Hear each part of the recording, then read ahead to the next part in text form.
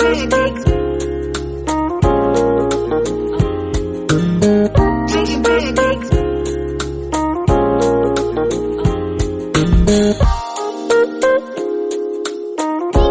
But you know, welcome back, guys. This is Arnaldo, aka Mad Dog, and this is the real episode 295 of GG's The Mouthful Podcast.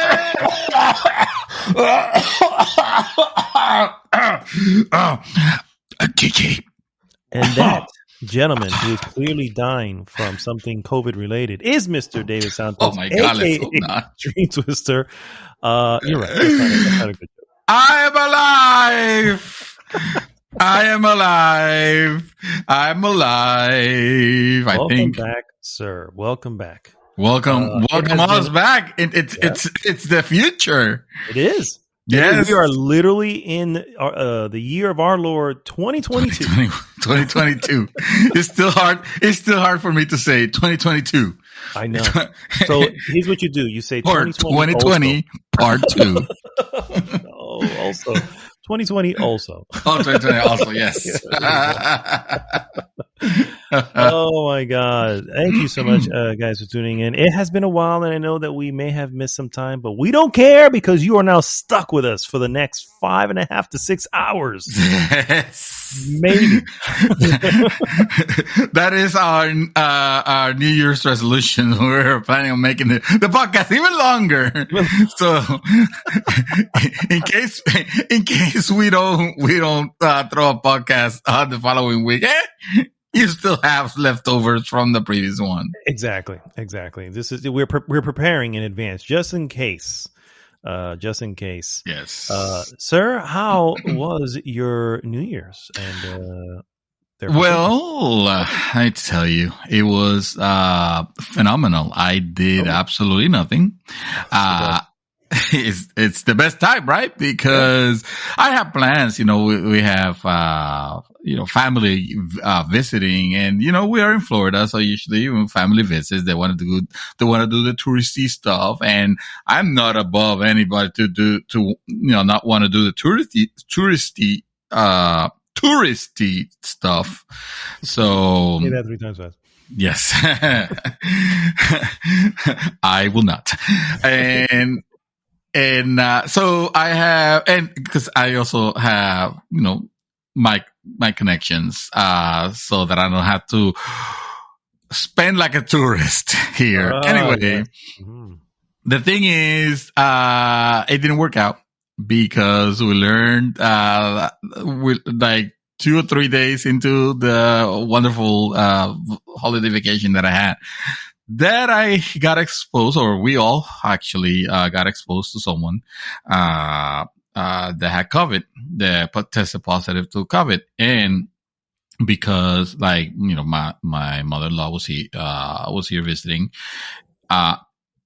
and we wanted to take extra precautions. Of course, we decided to, let's make it a cozy, quarantined, laid back holiday, Christmas, and that's what we did. And you know what? I have no regrets. I still have my fun. Of course, I live in my man cave here, which provides all the nourishment that I could ever need. If I need to see the world, if I need to go out and see the world, I have, the internet will take me, the metaverse, if you will. That's where I intend to live, actually. So my wife probably not so much. But also it was good. It was good because her family was here, and we cooked a lot, we drank a lot. It was a merry old. Yes. As tradition dictates. I agree, sir. We literally did not, because it was a Friday, New Year's Eve, and it just worked the Friday as normal, got off at the regular time, and then we just kind of sat back. We got into some pajamas. We brought out the Christmas pajamas again and got into that. Watched the movie. My wife actually got some champagne. Which is weird because it was just the two of us. It was like, okay. Happy New Year. You know, we had some difficulty finding anything that was playing something of, some sort of New Year's anything. I was like, Really? is there no? Yeah, 'cause we found this one thing Hulu was doing, which was nothing. It was just a bunch of ridiculous announcements and stuff and stuff that they were kind of reviewing the year that had passed. Like, no, just play music. I was just listening to some live music. What is wrong with you guys? And it wasn't until we stumbled upon the what is this guy? Dick Clark's New Year's thing, which still has poor Dick Clark, rest in peace. He's not even alive, but has this other guy, I can't remember his name. But anyway, they had the music there, and I was like, fine, finally. But it was like 45 minutes too. It was like, oh well. We missed most of it. Puerto Rico had one, and they were linked up with Puerto Rico, which was pretty cool. And this actress, I can't remember her name. But Puerto Rican actress, she was the one who was essentially doing it from there, because they hit midnight before we do here in Florida, right? And Daddy Yankee was there too, because why not? Because of course, right? Yeah. So like, okay. The governor of Puerto Rico. You mean? Okay, yes, Daddy Yankee. Yeah, sure. Yeah, that's true. And yeah, it was actually pretty cool. It was actually pretty cool. It's like, all right, that was it, man. The next day we got up. I made this breakfast that was probably way too much calories. The breakfast of the century, or century Yeah. ending. You say we're done with diets. So the Weight Watchers, we're going all out for 2022. The crazy part is, because of us restricting our food, we couldn't even finish it, bro. We could not even finish it. It was just like, I'm done. All that for nothing. All that for naught. Yeah, man. That's that pretty much was our New Year's Eve. Very relaxing, very relaxing. So I'm glad you two and your family were. Yeah, there was a lot of downtime for gaming, and I agree. just have a good time with the nephews and everybody. So yeah. I concur 100%. Thanks so much, guys, for tuning in. If this is your first time listening, first off, welcome to 2022, also known as 2020. Also, and please go to goodgame.rocks. Join the conversation there. Takes you right to our Facebook group. And of course, please like, subscribe, and share the podcast with everyone. What we normally do is we go into what we have been up to, move on into various news items, and then finish with our hot topic of the week. This week's hot topic: best and worst moments of 2021. Yes. Oh yeah, and we're not limited to gaming. We're not. That's right. Although I'm sure we'll throw some, some stuff in there. Activision being whatever the hell they did. Oh, yeah. That's definitely one of the worst moments of 2021. I'm gonna say, take it back. Let's take it to gaming. Oh wait, Activision. God. Yeah. The worst that happened to gaming. Back to you. Back to you. No. Yeah, we will go over many stuff, movies, crazy stuff that happened in pop culture, and for some reason I feel like need to vent a little bit about the NFTs that suddenly popped up this year. Oh yes. 2021 sounded like the year of the non-fungible token. Oh my god, it's also known as the bullshit. or money laundering for some. The money laundering, exactly. The digital money laundering, yes. That's exactly what it is. But we'll get to that later. So let's go ahead and start with what we always start with. And that, sir, is what we have been up to. And Mr.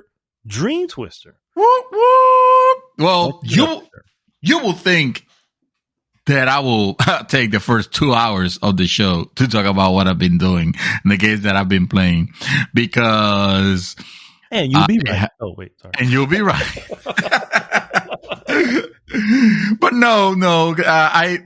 I am grateful that I have been playing several games, but it's just games that you have heard me talk about already, so I'm not gonna retread.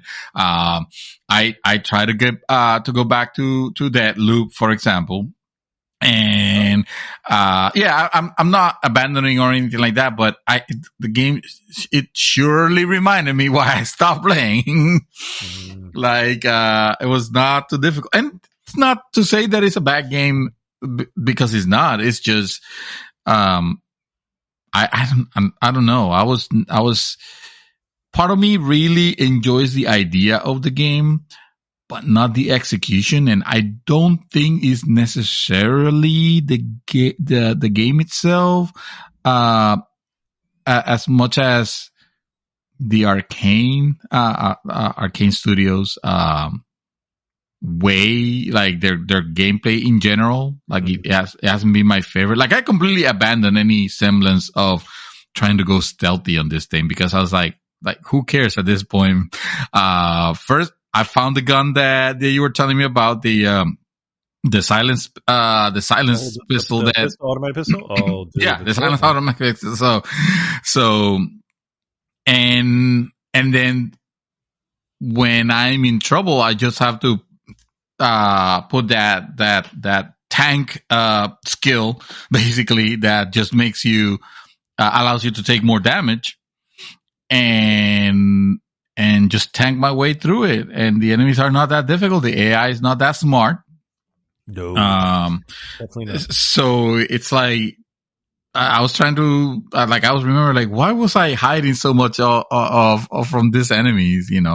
Now give me a game that has like difficult enemies, like on a Dark Souls or a Sekiro, or those type of games, level of difficulty, but that you can actually, you're not required to kill them to level up or whatever, that you can actually use stealth on it.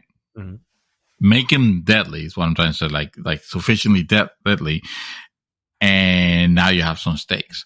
But in this case, like, I figure, like, to get to the part that I was before I rage quit,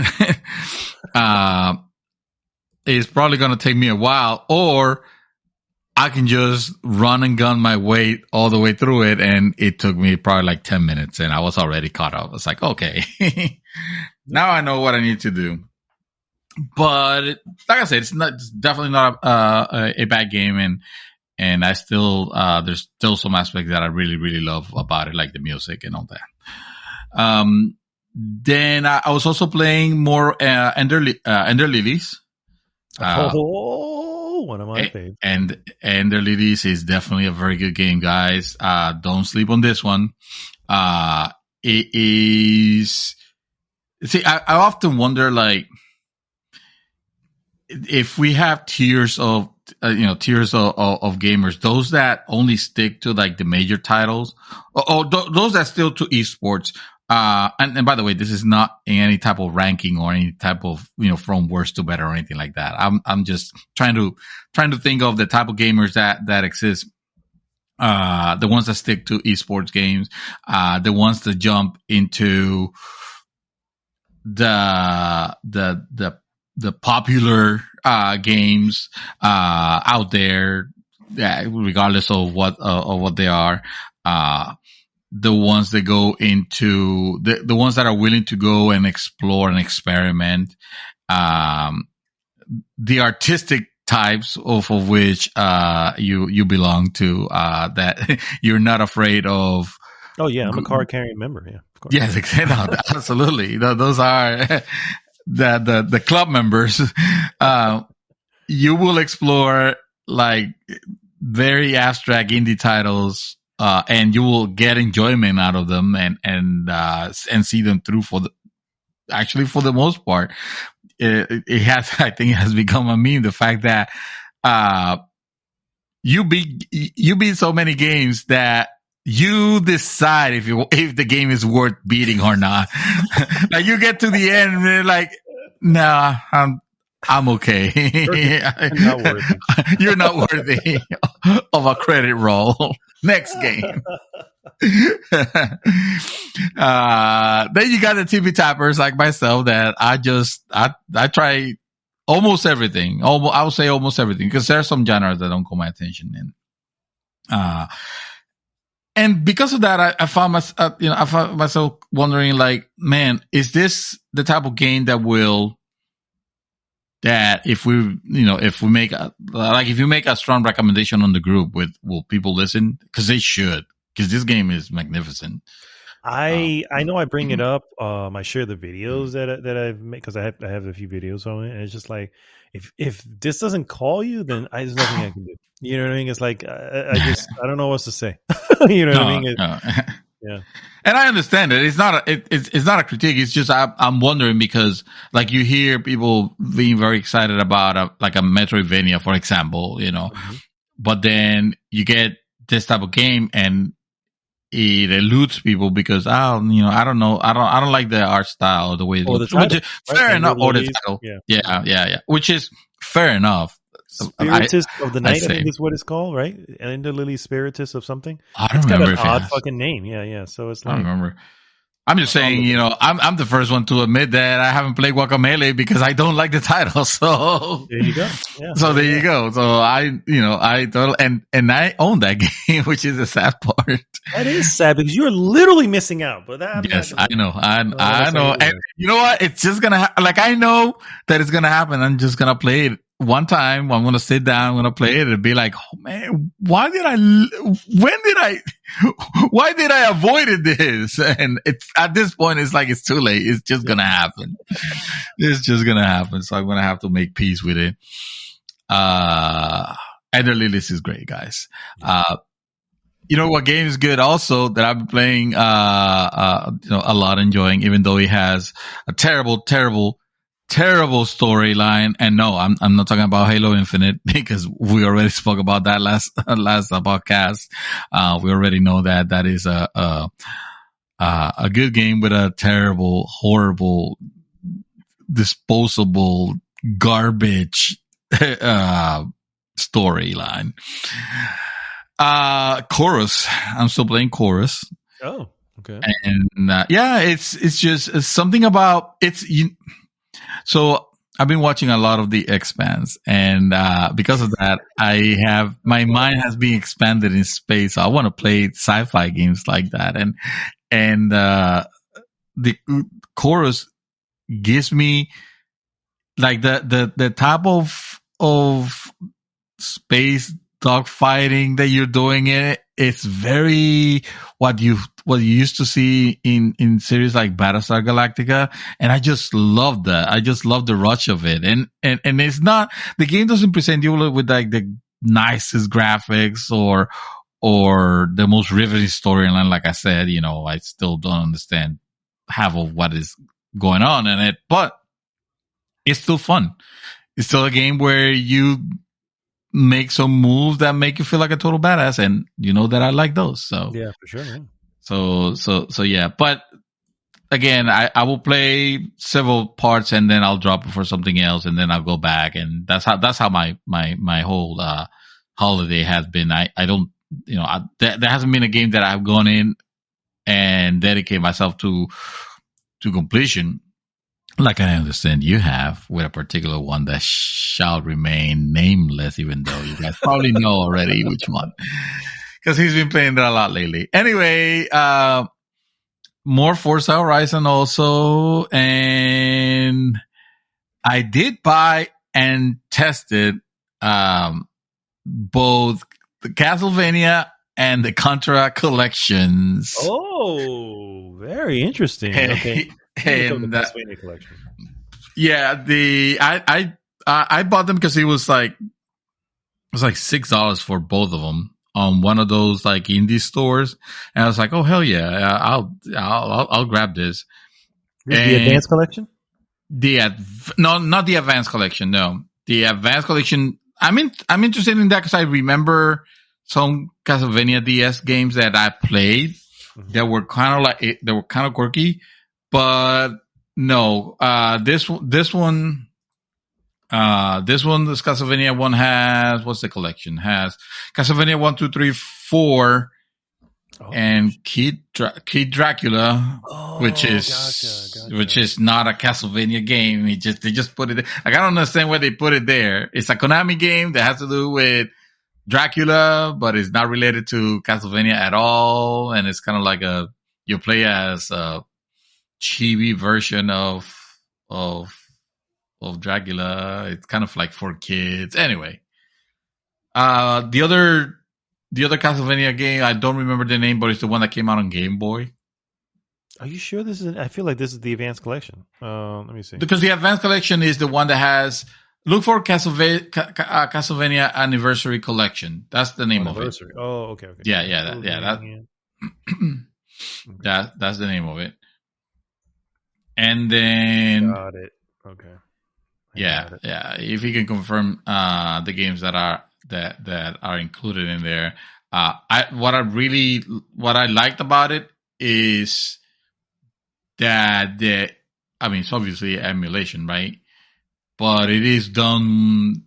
It's done very well. There are some sound issues that I was having, but I think it's just my particular sound setup more than the game itself. Like once I put my headset to play with headset, like it sounded fine. It sounded just like I remembered. It's probably not, but it's convincing enough to where like it doesn't matter, And total, I'm not planning on playing the games to completion. I just kind of wanted it was nice to have as a collection, and it's nice to revisit them, Put Super Contra. Why not? That I used to clean tables for on my aunt's restaurant for a couple quarters just so that I could go to the liquor store next door and I could play Super Contra with my cousin, and that was great. I love that game. So it's excuse me, it's Castlevania 2 Simon's Quest, that's from the NES. Mm-hmm. Castlevania 3 Dragon Curse, also from the NES. Mm-hmm. Then in Super Nintendo would be Super Castlevania 4. The Game Boys would be Castlevania the best The Adventure. Mm-hmm. Yeah, most likely. Castlevania 2 Belmont's Revenge. And then on the Genesis, Castlevania Bloodlines, and then finally Kid Dracula. Really? I didn't remember. You're right. It does have the It does have the Genesis version. I forgot about that shit. Yeah. Did I play that? Oh yeah, I did. Because it was kind of, I remember being like, wow, I never played this Castlevania. I should actually play this to completion because why not? I play every other Castlevania game, including Lords of Shadow. Wow. Actually, it was not as bad as a 3D Castlevania could have been. And that's not true. I did not play the N64 Castlevania. That thing was a disaster. There's absolutely zero reason to play that. And it's not included on this collection. And then Contra has the, Contra, Super Contra from arcade, Contra, on NES, Super Contra, or Super C is what it's called. NES also. You have Contra 3 Alien Wars, which is fantastic. It has Contra Hard Corps, I think is what it's called. The Genesis Contra that they had. And they have their the European and Japanese version, or at least they included the European versions of Contra, which is literally just regular, the regular Contras that you remember, except that all humans are robots instead of humans. You're not fighting. Yeah, it's called Probotector, and it is. It's Contra, but with the human aspect left out, for some reason. Well, I say that's fine. How about that? Exactly. We're all cyborgs. But the one thing I did not know, actually, it caught me by surprise, was when I started playing the Japanese version of Contra, and I was greeted with cutscenes. NES cutscenes, but still, I'd like dialogue and ask me before you, and a map. Even a map that I don't think you can make, you can't make selections on the map, but it shows you a map, kind of like the same way that Ghost and Goblin will show you your path before it starts.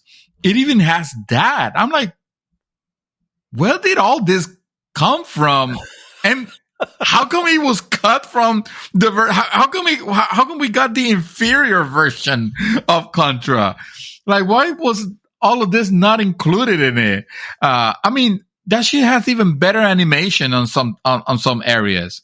Like, some sprites are animated and the US version are not. Like, what kind of crap is that? You know? If anything, you will think, maybe, the game gets released in Japan first and then later on they add some stuff. But I felt like I was playing an ultimate edition of Contra for the NES that I was not allowed to understand. Because it could explain the whole thing. Not that there's that much of a difficult lore for Contra, but still having dialogue, bro, on a Contra game. Unheard of. It's unheard of. Yeah, you do that shit. It's kind of wild to discover it all of a sudden. Like, wait a minute, this is nothing like what we got. This is bullshit. My childhood is fake. It's ruined. No, not that bad. That was good. But yeah, no,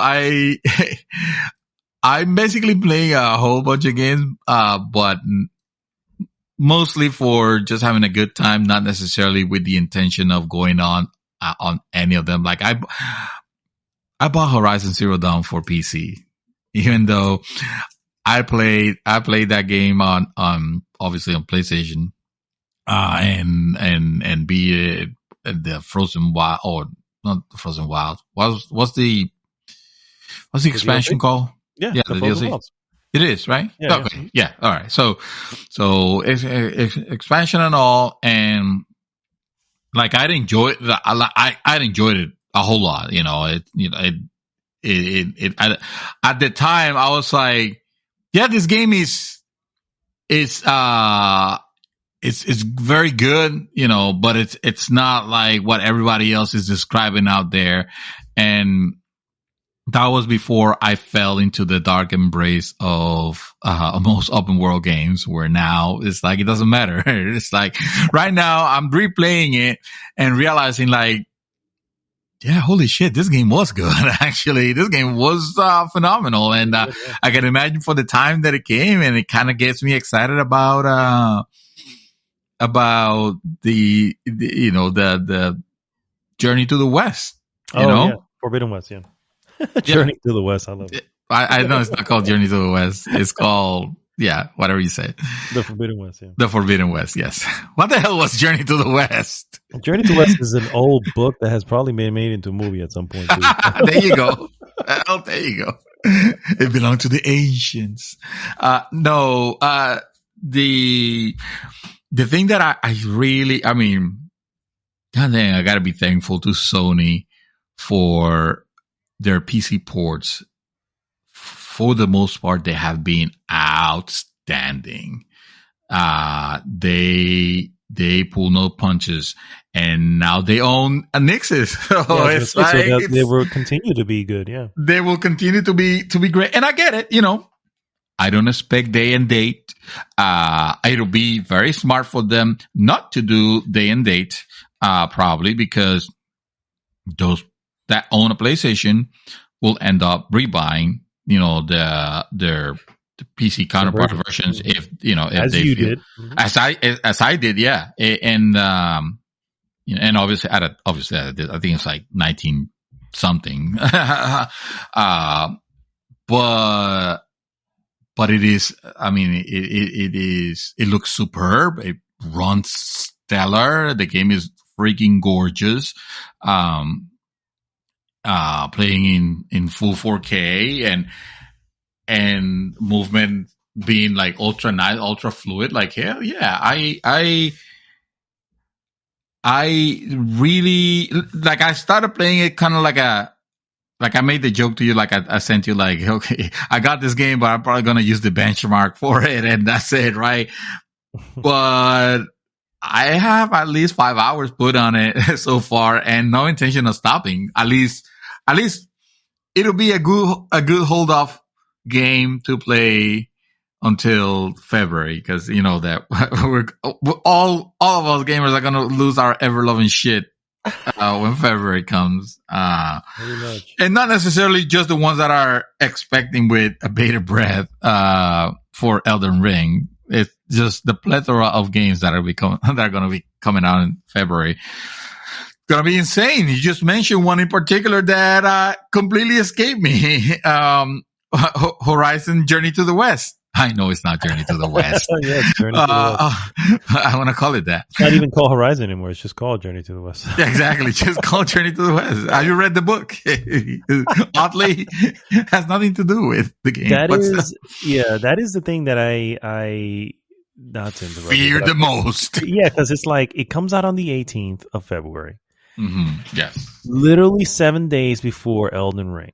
And guess what? Horizon Forbidden West, Horizon Zero Dawn, unless I sat there and beelined it, was every day. I did not beat that in a week. You know what I mean? No. And I'm not going to suddenly do that with Forbidden West because that would be, in my opinion, a little disrespectful. Not enjoying it. But there's just no way I'm not going to play Elden Ring on day one. So I am left with, I may either, if is there some sort of like sale for like an early, I might get it that way. But I may just literally not get Horizon Forbidden West and literally suffer for the week that I know people will be posting about Horizon Forbidden West in our group. Or you can play your goddamn game for the 7 days and leave it on a par. Like we watch series, when they're left incomplete, because, and unless you binge like you do, which in this case, I understand. But you can stop playing. It just so happened that I am juggling 5 games right now and I'm still alive. You have no intent to complete any of it. You're just dabbling because you're like, I just want to touch a little bit of this, touch a little bit of that, enjoy this for a bit, move on to this. Well, I'm not going to say that is false. But still, the argument remains that you don't have to go all the way into my dark side. You can just put it aside for the little bit, get your feel of this of Elden Rings, and then just come back to Horizon when you're satisfied, and it'll be waiting for you there. Happening exactly that way, where it's just gonna be like, nope, I'm not gonna be able to do it, and you're gonna have to play, suffer, and there's nothing I can do. Yeah. So I'm sorry, you were saying, sir. You're just gonna have to play it, sir. You're gonna have to play it, so that we have our conversations about it. We're not even going to talk about it because the moment we meet again to talk about it, this is the reality. The moment we meet again to talk about it, Elden Ring's out, and I already have that day off. Damn it. I'm already considering taking the following Monday off. You know what I mean? I have the day off, by the way, also. Yeah. I may have that following Monday. Well? I have to double check. But no, sir. I understand you. In this case, it will be hard. I might, I might have to join you. In that respect, I might have to be, or let's be real. What's more realistic, that either one of us do, either play it day one or wait for it, or what more realistically will happen, they're just going to get the fuck out of their way of Elden Ring. I mean, as they should. I mean, it's possible. I don't know how. See, the thing is, I don't know how big I know how big Elden Ring is for those who like Dark Souls and Demon. Yes. I know that is what they're waiting for, but I don't know if that is as big a crowd as, let's say, the God of War crowd, or if you even want to go better, the bigger crowd, like the Call of Duty crowd. You know what I'm saying? I don't know if that's going to be as big as them, because let's be real, not that Dark Souls is niche. I think it's past the term, past that point where you can call it niche, because it's not. There are many, many, many Dark Souls players, but it's still not that huge, I think. And so, I don't know. You just reminded me that God of War for PC comes out next week. Oh, that's next week. Yeah. God damn it! This is your duel. You can't blame anybody here, bro, because it's not like you don't own that game. Not like you haven't already played that game. Too many games released. At first world problems. We have too many games to play. How awful. Too many choices. Oh my god! Oh, and by the way, January 28th, the Uncharted Legacy of Thieves collection comes to PC. Oh fuck! Oh yeah, no, that's right. Yes, yes. I mean, I won't get that day one, but I will won't get it at to have the all, bro. I've collection. already played those so many times at this point. I'm just oh, that's true. Yeah, I don't see myself going to Uncharted 1, Uncharted 2. Like, I will wish list it so that when Steam tells me, "Hey, it's $20," I'll be like, "Okay, I want them as part of my preservation list," and here it is. Because when we're all playing, PlayStation 7, not compatible with PlayStation 5 because it's going to be virtual, with a bunch of NFTs and shit. It's good. The collection is just part 4 and then Lost Legacy. So that's what it's. That's not a collection. I know.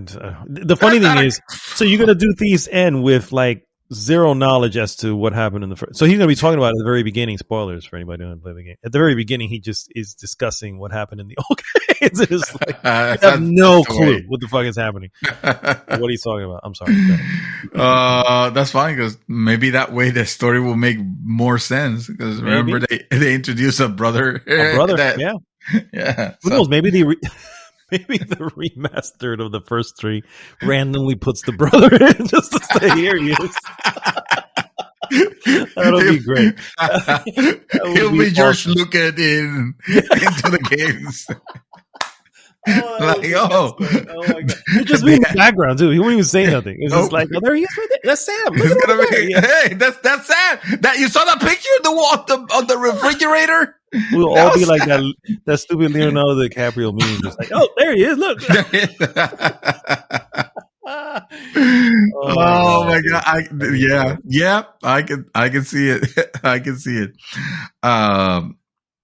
The funny part is that happens in video games so much. It's not even funny. We're just not remembering. Yeah. So yeah, man, turns out the Horizon Zero Dawn on PC is a hell of a experience, and little by little I'm building my own PlayStation collection on PC. Yeah. Like I own, and I can't believe I didn't remember that I owned this game because I've been meaning to actually play this. Oh God, what is the name of that game with the freakers? The one with the freakers. Yeah. I actually had that. Believe it or not, I actually have it downloaded. Gone Home. No, not Gone Home. No, Days Gone. Days Gone. Yes, Days Gone. Because you went home. Yes, that one. Yeah, exactly. I actually had it literally installed on PlayStation 5. Really? And I haven't even started yet. Because I got it, because you got it in the collection. I was like, oh, yeah, this will be a perfect way to do this, and have yet to even start it. I'm kind of realizing that, the games that, I will play on PC for like, the widescreens and, the 21:9 or the other craziness that I did that I overdid it. That was ridiculous. That shit was ridiculous, by the way. I regret having done that. But now I have, it's what is a regular 4K TV, as using as a monitor.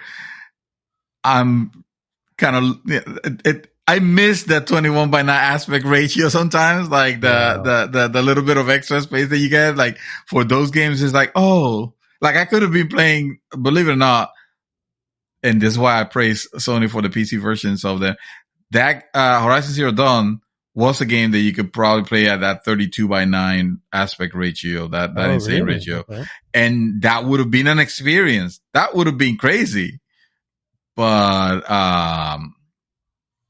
playing it here, it's like, okay, no, it looks magnificent, but I remember it looking just as good back when I was playing on PlayStation 4 Pro. I don't think the checkerboard 4K or fake K was bothering me that much because I was sitting back anyway. So anyway, that's all I've been doing for for gaming, I did watch a movie, just one, so I can finish up my segment. I watch Don't Look Up. Oh shit! And Don't Look. It's funny because I have all my shit ready to talk about directors and all that in my IMDb, and of course I closed it. IMDb and Don't Look Up, just so that I can have a reference. Don't Look Up is a movie directed by Adam McKay, which I don't know what else has what else has he done? The Big Short. There you go. There's a bunch honestly, of them. I don't know. Yeah, I don't know what he's in. Anyway, it don't matter because movie with Leonardo DiCaprio, Jennifer Lawrence, Meryl Streep is in it. Kate Blanchett is in it. I don't even remember she was there. Also, there's I mean, not that I didn't remember. I didn't recall seeing her on the trailer, and it was surprised to see her. But what is Don't Look Up? It's one of those movies that you kind of have to be careful describing it because you could give too much away. The movie, that going by the trailer, you've seen it. It's a couple of astronomers discover meteor comet or meteor.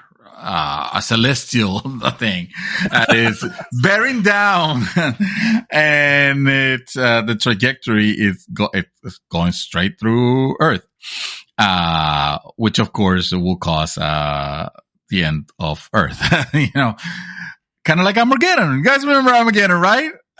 You know what I'm missing thing? No.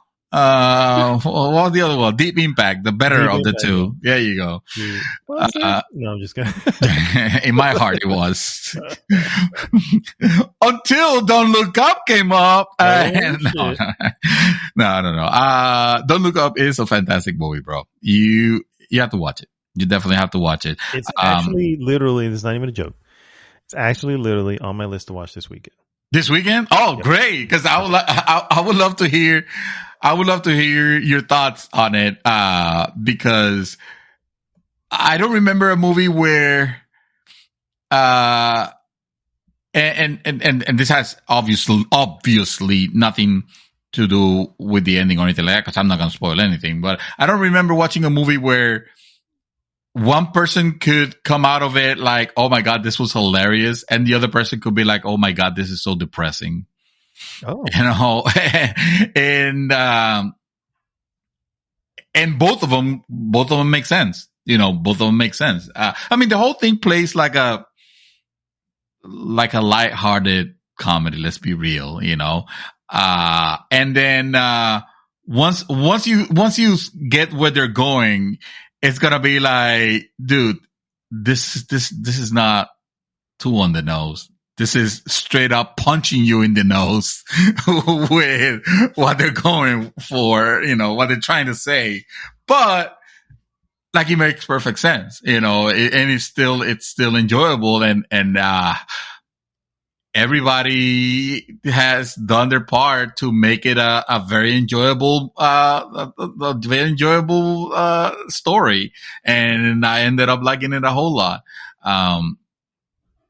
From the trailer, remember, I think we either made it trailer of the week or you and I were in some sort of dispute. Lately it has been a dispute. But no, I know it was there. And my main concern was, I think I remember correctly, I don't know who McKay is.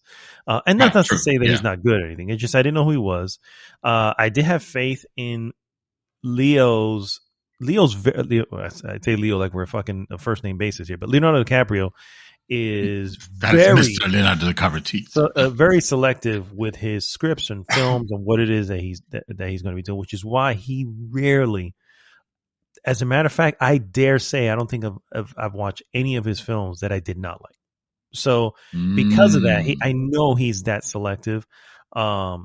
it was just the fact that it was a comedy, and it was just one of those comedies where it's just like, okay, this is a little bit on the nose. It gets kooky, but it doesn't get stupid. Don't worry. It doesn't get, it's not going to be. It was saying from first impressions of the trailer is what had me at that. So I was like, I was curious because Leonardo did obviously do it. And I was like, okay, well, if he did it, then clearly, he saw some potential in it. And so Jennifer Lawrence, of course. Sure. Yeah. I guess I can't, I can't deny that. But anyway, my point is, that was how I left the trailer. That's how the trailer left me, I should say. Yeah. And lately, like I said, I don't find comedies to be, I find them like they try too hard nowadays. It really, I think that's the best way to explain it. I feel like comedies nowadays try too hard. Yeah, they don't feel like that, like naturally, like they can deliver the humor in a natural kind of way. In a natural way. They have to go over the top because otherwise it just won't stand out. And, which is like your favorite type of comedy, right? The type where the one where they overact and everything's over the top. Am I right? Yeah. Nailed it. Well, that's okay. This movie has it's it's kookiness, but it's you know what I would describe it probably as and I don't mean in the sense of absurdness or anything like that, but it's very similar to me oh my God, what's the name of that movie? Sorry to Bother You. Oh, okay. Like that, like almost that type of comedic route, also, which it was not meant to be like, it was not like a satire joke or anything like that. Yeah, but nothing was being played for laughs. Right. It had its really hilarious and funny moments, but nothing was being played. Everything was a little bit, just a little bit, like it was a little odd, but it was odd on purpose. You know what I mean? So I really, that's a good. Okay. Yeah. All right. I can. All right. Yeah. I love that movie. Yeah. I really like that movie. Just like I really like this particular one, and I'm gonna go ahead and give it a 4. Shit. Okay. Yeah. That's a great, right? That's a great rating. Shit, I gotta look it up now. We always need to look it up. It's our rating. It's our rating. We should have just stick to the standard. No, we will not be standard. We will only be deluxe. Okay. All right. Yeah, great. That's a great rating. That is a great rating. And yes, I do feel that is a great movie. I'm curious about your feelings on it because I'm not, in no way I'm trying to oversell it or anything like that. I'm no way. I think all the humor will land with you because that is a whole mystery to me. You have done very good efforts on explaining it, but I'm a little bit scared of that side of you. But it's fear of the unknown. You have to understand, it's fear of the unknown. I don't know what makes you laugh, and therefore I trepidate to make recommendations on this type of movies. I can see you maybe say, it was, it was good, or really good. It depends, but yeah, I enjoyed it a whole lot. I'm not going to say much about it. Cause like I said, I want you guys to find out, on your own, and you are going to text me at the very least and let me know how you found it. Will do. I can continue using data to determine what's your humor. Will do. In the studies that I'm conducting. Oh my God. That's all, sir. Oh, okay. Damn, I mean, if you want me, I can watch. I can tell you, I'm continuing watching The Expanse, and yes, that's right. The Expanse is It's probably the best thing that I've been watching on TV right now. And it's probably the best thing that I have watched since, it's gonna go ahead and say it. It's gonna be public and it's gonna be known. But I'm gonna stick to it. Probably the best thing I've seen since, Breaking Bad. Okay, that's fine. That still means Breaking Bad was the best, but this is the best thing since then. So I had to, what are you saying, babe? What was that? What was that? I heard her. Oh, that doesn't mean it's better than worse. We had this conversation. We had this conversation. We needed to. You cannot compare those. Yes. We came to the conclusion that it was apples and oranges. Exactly. You definitely cannot put them. It's just gonna be, hey, if you're very into sci-fi, then you're gonna like this one because this is a series of the few series that I see that respects the logic of sci-fi. It turns out, I'll give you a simple example. Simple, basic example. You're crying in 0G. Your tears are not supposed to go down. They're not supposed to go anywhere. Like it happens in a bunch of movies. Hollywood movies. It's the little details like that I can appreciate. Be like, oh, okay, yes, okay. They're not calling it 24 hours if you are on Mars. It's nice. It has, and the series it's based on books. I haven't checked what the books are, or how many are there. It just says on the credits at the beginning, it just says based on the books by so and so. I don't remember the name of the author. But you could tell the series is almost following. It almost feels like, okay, yeah, this might not be the end of the season, but it might be the end of book one, and it's good because it's, it's a series that keeps you interested, I actually had a conversation, with someone at work about it that, she told me, oh yeah, well, I have seen the first two episodes and I didn't stick to it because it didn't stick with me. And going back, I can see that. I can think, oh yeah, those are usually the setup. The setups, yeah. Yeah, and the setups will take time because you don't know the characters. You have no affinity towards any one of them. Yeah, you gotta lay a series has to lay this groundwork, which is why whenever we watched a series, my wife and I, we gave it, depending on the type of series, right? If it was a fucking sitcom, we'd give it at least 6, episodes, something like that. But if it was like that's this type of thing where it's like, oh, this is a more, part of the pun, but more expansive type of show. You got to give it at least a minimum 3 before you can make any determination at that point, because again, it's all groundwork at that point. Right. And sooner or later, you run into, especially the season, depending on the length of the season, you figure a 10 episode season, by episode 3, you've already run into whatever would be considered the inciting incident, yes, of that particular season. So yeah. If at that point you're not interested, then it's like, okay, clearly you're not interested. You know what I mean? But right. Yeah. You do got to give it a few.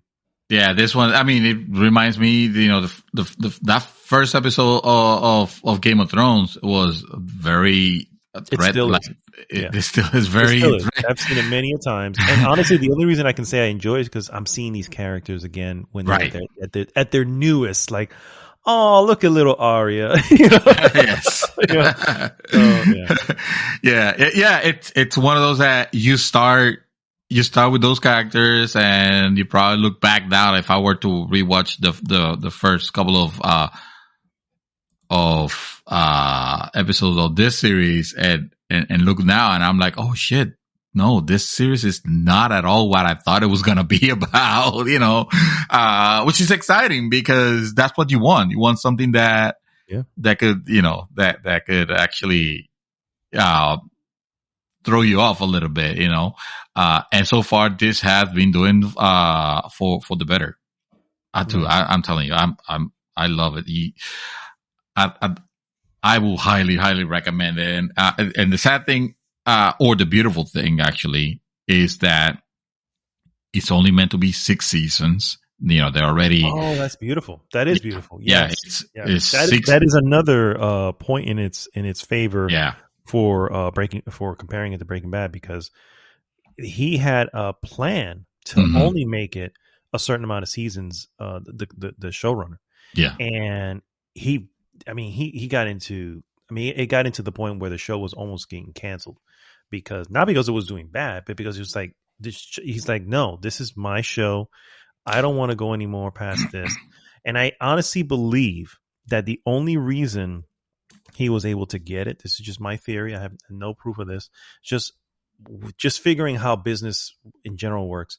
I feel like the reason we got Better Call Saul, which is a spinoff, was a concession he had to make. So, okay, fine. AMC was like, okay, you'll finish your story, but you need to give us something else. Yeah. And he's like, fine. We keep the universe. You keep the story, but we keep your lore. Correct. Your universe. And so that's why, and that's why I think ended up happening. That's again my theory. I have no idea. That's something that sadly a lot of shows don't understand. Know your end. Yeah. So, but no, this one was that. How I Met Your Mother says that. Oh, How I Met Your Mother. Oh, I didn't. Okay, I didn't know that. Right. Hello, How I Met Your Mother. Soon enough, I will meet your mother. I got you on the list.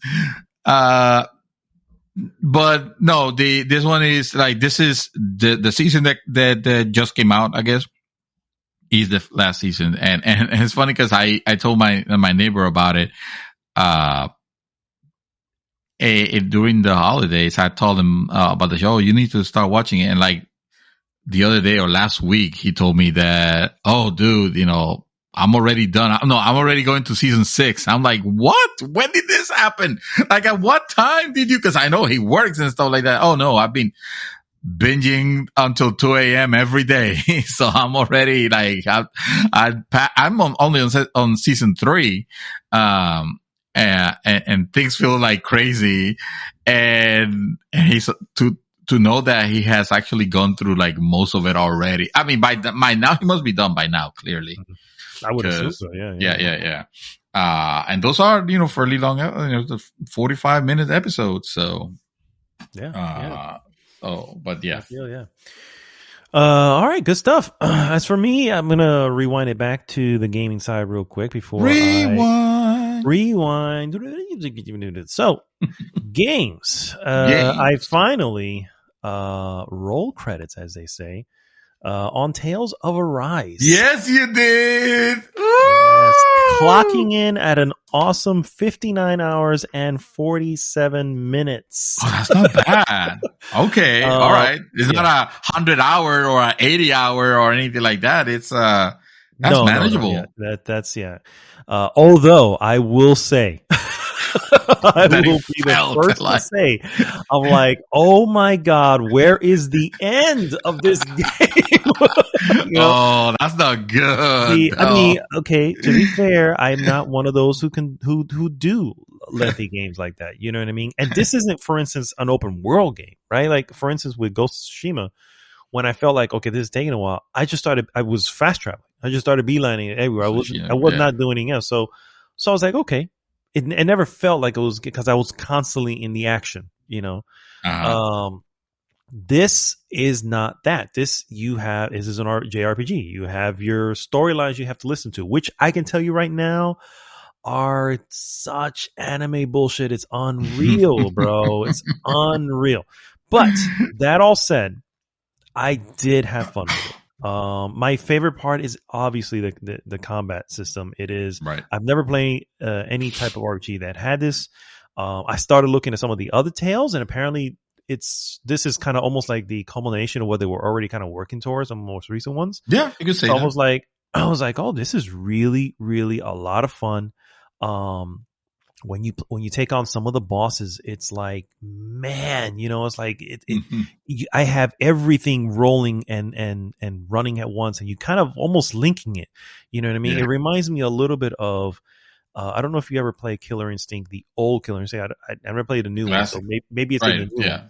But the old one had this combo system that you were able Yeah. to sort of link, right? And if you did it right, you could do this 500 crazy Yep. combo, or and so that's kind of what you were doing, but with characters. And Oh, nice. it's a lot of fun when you start figuring out. I never switched off of Alpha. That's another thing. The main character, I guess. I never switched off of him. It was him. It was just him the Really? whole time. Yeah, and you can control. Yeah, this game anyone. does allow you to, and it's cool because they're all playable. They're all like fully Everyone's playable. It's not. You do not have to. Yeah, you do not have to stick with the main character. I did because it just. I don't know. It was like one of those things where I can either really get good at this character or just be okay with all of them. And so I decided to say, I'm just going to be really good with this. And you can ask, Chaos, he saw me playing, and I'm sitting at my characters in the air half the time, just fighting and then zipping over here. And it's just like, when you get good with the characters, man, you get good. You know what I mean? And it's just a lot of fun to play out the, the strategies. Some characters have abilities that will stun a character immediately, even bosses. So that was where the most joy I had with. The least joy, unfortunately, really came down to the story. And not that the story itself was bad. It's very, very anime. Just throw out there. Think of the most anime type of thing where like, oh, the spirit of the planet and yes. It's like, oh my God. Okay, whatever. But my issue most of the time was how the story was doled out. The conversations were good, but my God, they were repetitious. It's one of these weird things where it's almost like they repeated it just in case you didn't get it. You know what I mean? It's like, dude, I'm a grown ass man. I get it. Can we move on, please? You know what I mean? It would be something. This is just an example. I have no idea. I'm not going to spoil anything, but it's just an example. One character would say in a conversation, so what we need to do then is we need to make sure we go down there. We eliminate this person, take their astral energy and move it over here. And then another character in that same thing will go, oh, so what you mean is we need to do this, and then it's just like, what are we doing here? Like why are we like make a reinforcement. Yeah, this is like, oh my God, and wow, that got annoying. And there's a section, anime.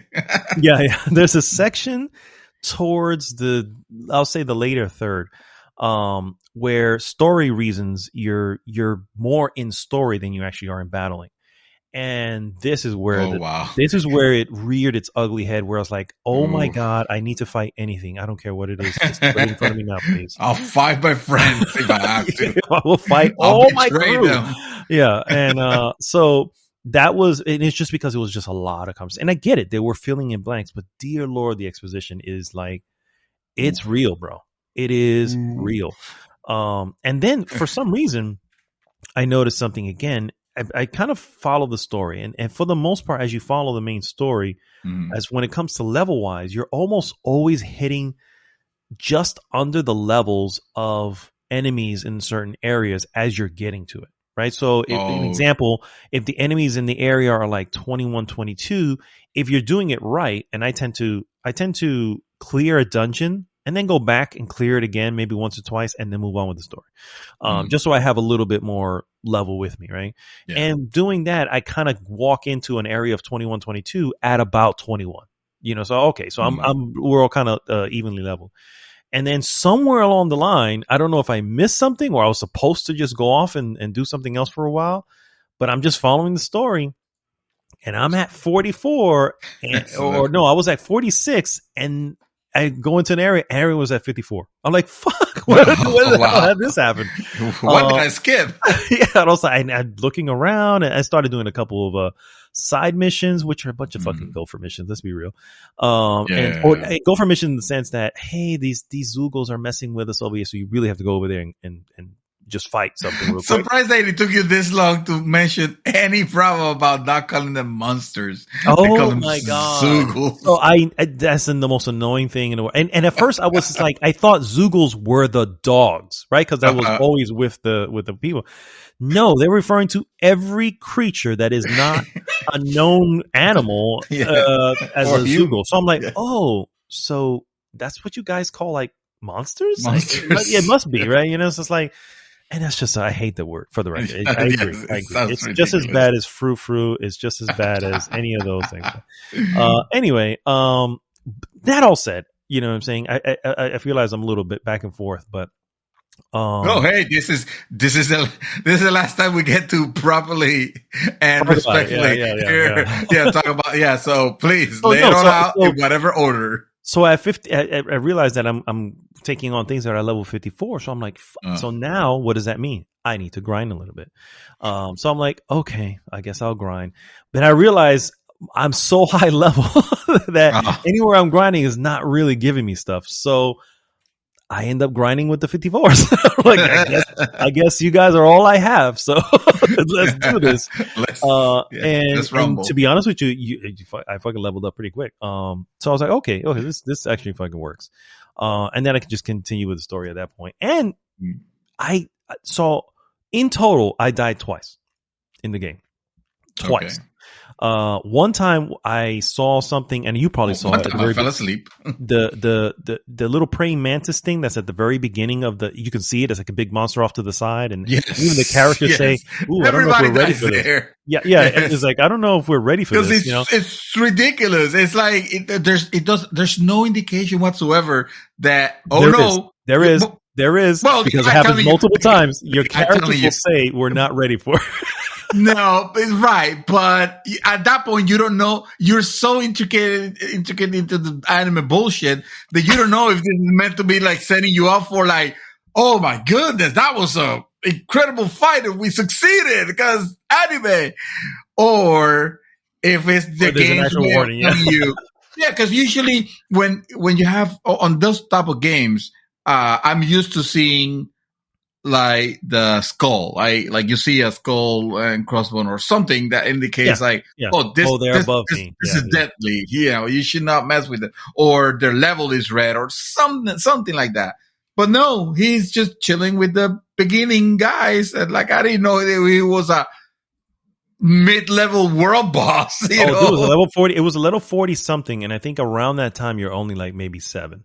You know what I mean? It's like something ridiculous. Yeah, exactly. And I was just like, and of course, I'm playing at this point, and Dark is there, and he goes, "Dude, this is praying mantis thing here. Should I be taking it on?" And of course, I'm saying this as I'm running to it, and he's like, "No, man, you don't want to do it now." I'm like, "Well, too late. I'm already in the battle." You know, it's like, so they're probably both like, "No." Yeah. So at that point, that was the first one, and then the second one was way later. At this point, I'm grinding, you know, towards the higher levels, and I'm at level 50 something, and there's something that's level 50. There's a creature that's level 50. By the way, there's some of the side missions end up being almost these rare Zoogle hunts. You know what I mean? In the sense that these are something you haven't seen before, or it's a really big version of something you have. And so, which are kind of cool for the record. I'm like, I'll take it on. But this one was above me in many ways. You know, it's like, it's level 54 and he is just trashing us with magic. I'm like, fuck. It's just like a horse or some shit like that. I'm like, what the hell? And so obviously I died there, and I was like, you know what? I'm not ready for that bad boy yet. But I never went back for the record. I was, at that point I hit level. I was like, all right, let me continue the story. But overall, honestly, I had a lot of fun with this game. I had a lot of fun. I think the amount of time I spent with it in many ways made it cool, because it was this awesome adventure that you went with all these characters. You had these random conversations that either had to do with the story, or sometimes had to do with food you were fucking cooking, or how this character dresses, or how they speak because they speak differently, and blah blah blah. You know, all these little things, and it was cool, bro. It was just like, and I think all that together, you know, is what kept me going, because normally I really think if it wasn't for the battle system, I'd have fell off on this a while ago. Yeah. A while ago, you know what I mean? But that battle system was Yeah. so much fun. I really, really It's enjoyed really it. good. And I do recommend this if any of this sounds interesting to anyone. It's a lot of fun. It's a lot of fun. I will give this one. I'm gonna give this a 3.5.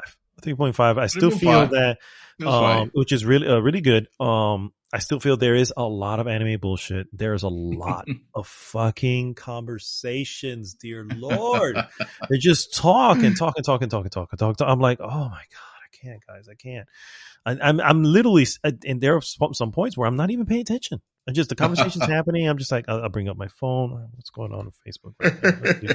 You know what I mean? Like, just Wow. letting the conversation continue, because it's pointless. It's some of it, not all of it. Some of it's Yeah. pointless. And the more important stuff, dude, we made fun of that one game that said chaos, chaos, chaos all the freaking time. This game is Yes. all astral energy. Astral energy this, astral energy that. It's just like, oh my God, can we please, The astral energy. the astral energy. Oh God.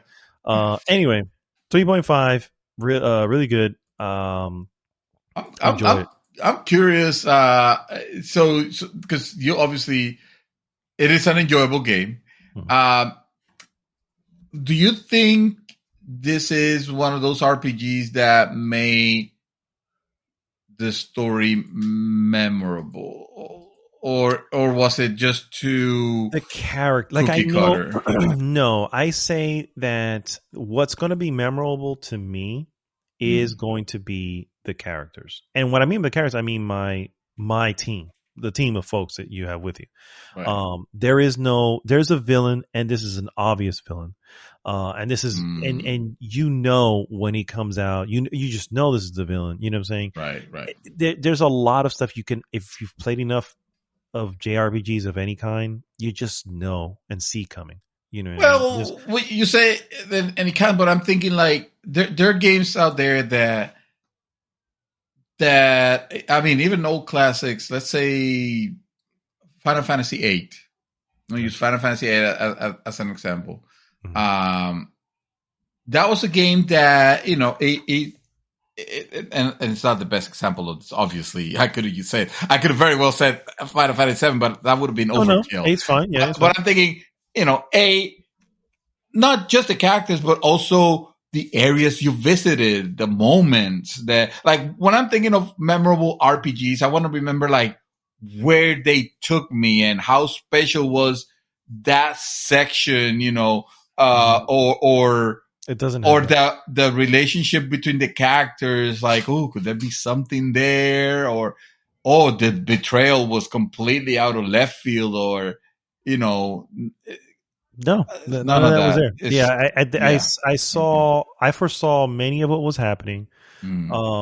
I think you can already tell early on. You're like, okay, clearly we know who the love interests are here. You know what I mean? Right. It's like, because that's how it's set up. They always annoyed at each other, and you know what I mean. It's like, And oh, wait till they there's come around. there's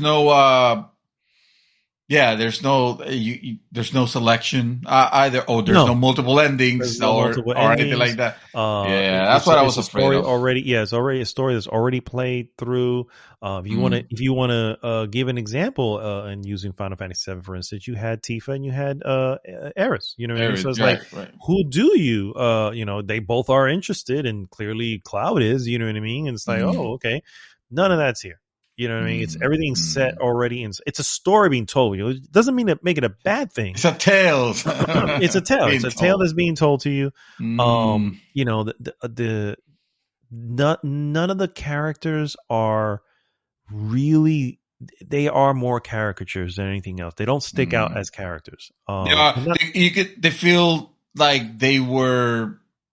It almost feels like an RPG generator could have actually, a JRPG generator could have actually I would argue that a lot of the details, like the systems behind it and the combat system, are probably a little bit more than an RPG generator would. Those ones are intricately But the made. story, I can see. But, the story wise, I would definitely say there's nothing in this story that I was like, oh man. There were a few things where I was like, okay, oh, that's interesting. You know what I mean? It was like it had me at that point, but nothing I can go and say, oh, this is like craziness. You know what I mean? That's unbelievable. I feel I feel like a lot of that's the problem with JRPGs nowadays, that they have lost that sense of like wonderment when it came to I tell you, I'll never forget one of my favorite RPGs, JRPGs of all time. It's was my very first one that I played, Phantasy Star. Fantasy Star. Oh yeah, The original Phantasy Star on Sega Master System. Mhm. It has one of the most memorable, stories.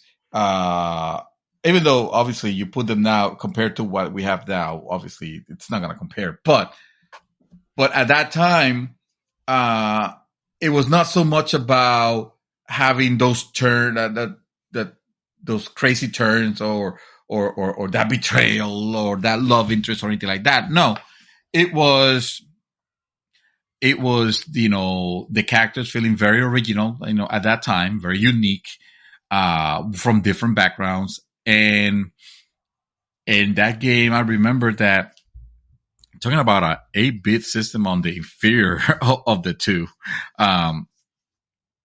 that game took me to planets, to whole different planets.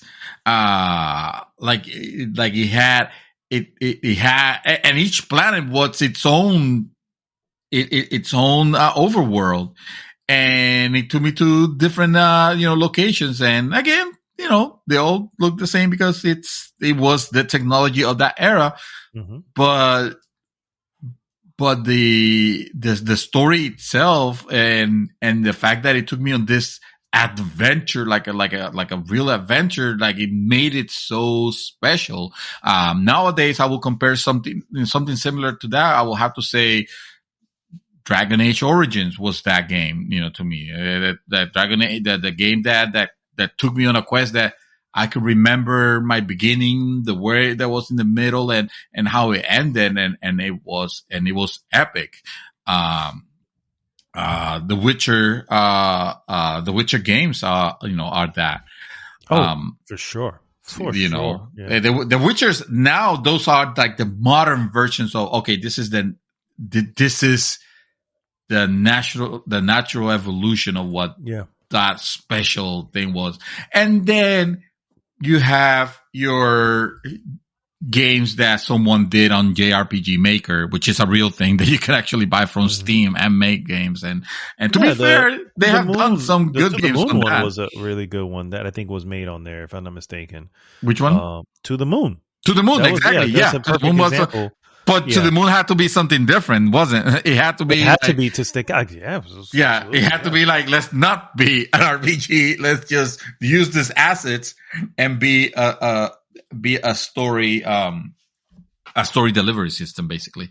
Yeah. But you also get like the Tales games. I was afraid that it was all that, since I played Tales of Vesperia. When I played Tales of Vesperia, I like the fact that the combat was very fast. Of course, it was not as intricate as this combat here. This combat here is pretty awesome. But it was very in and out and very action driven and all that, which was cool. And it has its bombastic music and stuff like that. Well, I guess bombastic will not be the term because you don't like that type of music. But at the end of it felt very generic. Which was funny because I thought Dragon Age was gonna be super generic just because of the sheer way it looked, and it ended up being something like unique that they have not been able to replicate ever since. No, yeah. But I think was it Inquisition was the closest they've got back. Inquisition was yes. Inquisition got pretty close. Yes, yeah. I won't deny. So yeah, I mean this one, it's a bit cookie cutter. You know what I mean? But I still, honestly, just from the sheer time that you spend with them, I kind of liked certain characters and certain changes that some of them went through, but for the most part, they're all the same throughout. Like there's no how do I say this? There's no lesson. Like the whole point of a character is you want to see them grow Exactly. from one point to another, and you really don't have that. You have that in a few, but it's not. And I think it's so few and far between that it doesn't stick out. I mean, that's really what it comes down to. So you know what's sad? You remember they had the opportunity to do it, but they don't take. Like I'm thinking. You remember Final Fantasy IV? You remember characters like like Rydia? I mean, shit. Rydia that's a story arc right there. She's a child when you start playing that that game, and by the end of it, she's she is this great sorceress. You remember Paloma and Puron? I don't think I've ever played Part 4, and Jesus Christ, you haven't played Far 4. Remember, it never came out on our end, and it went. By the time it came out, it was like in PSP or some shit like that. No. Well, I mean, it came out on Super Nintendo, but that's okay because you probably Part 4, Final Fantasy. Final Fantasy 2 then. Yes. Okay. Yes. Probably would be called Final Fantasy 2. Yeah. Yes. If you want to stand by our bastardized way of counting, it is what it is. That's how it got over here. Final Fantasy 2. That's fine. No, I wasn't sure. I wasn't sure if 4 or 5 was the one that never came over, and it's clearly 5 that didn't. 4 was. 5 didn't. Yeah. Well, until now, it's everywhere. But 2. So 2. It had playable characters.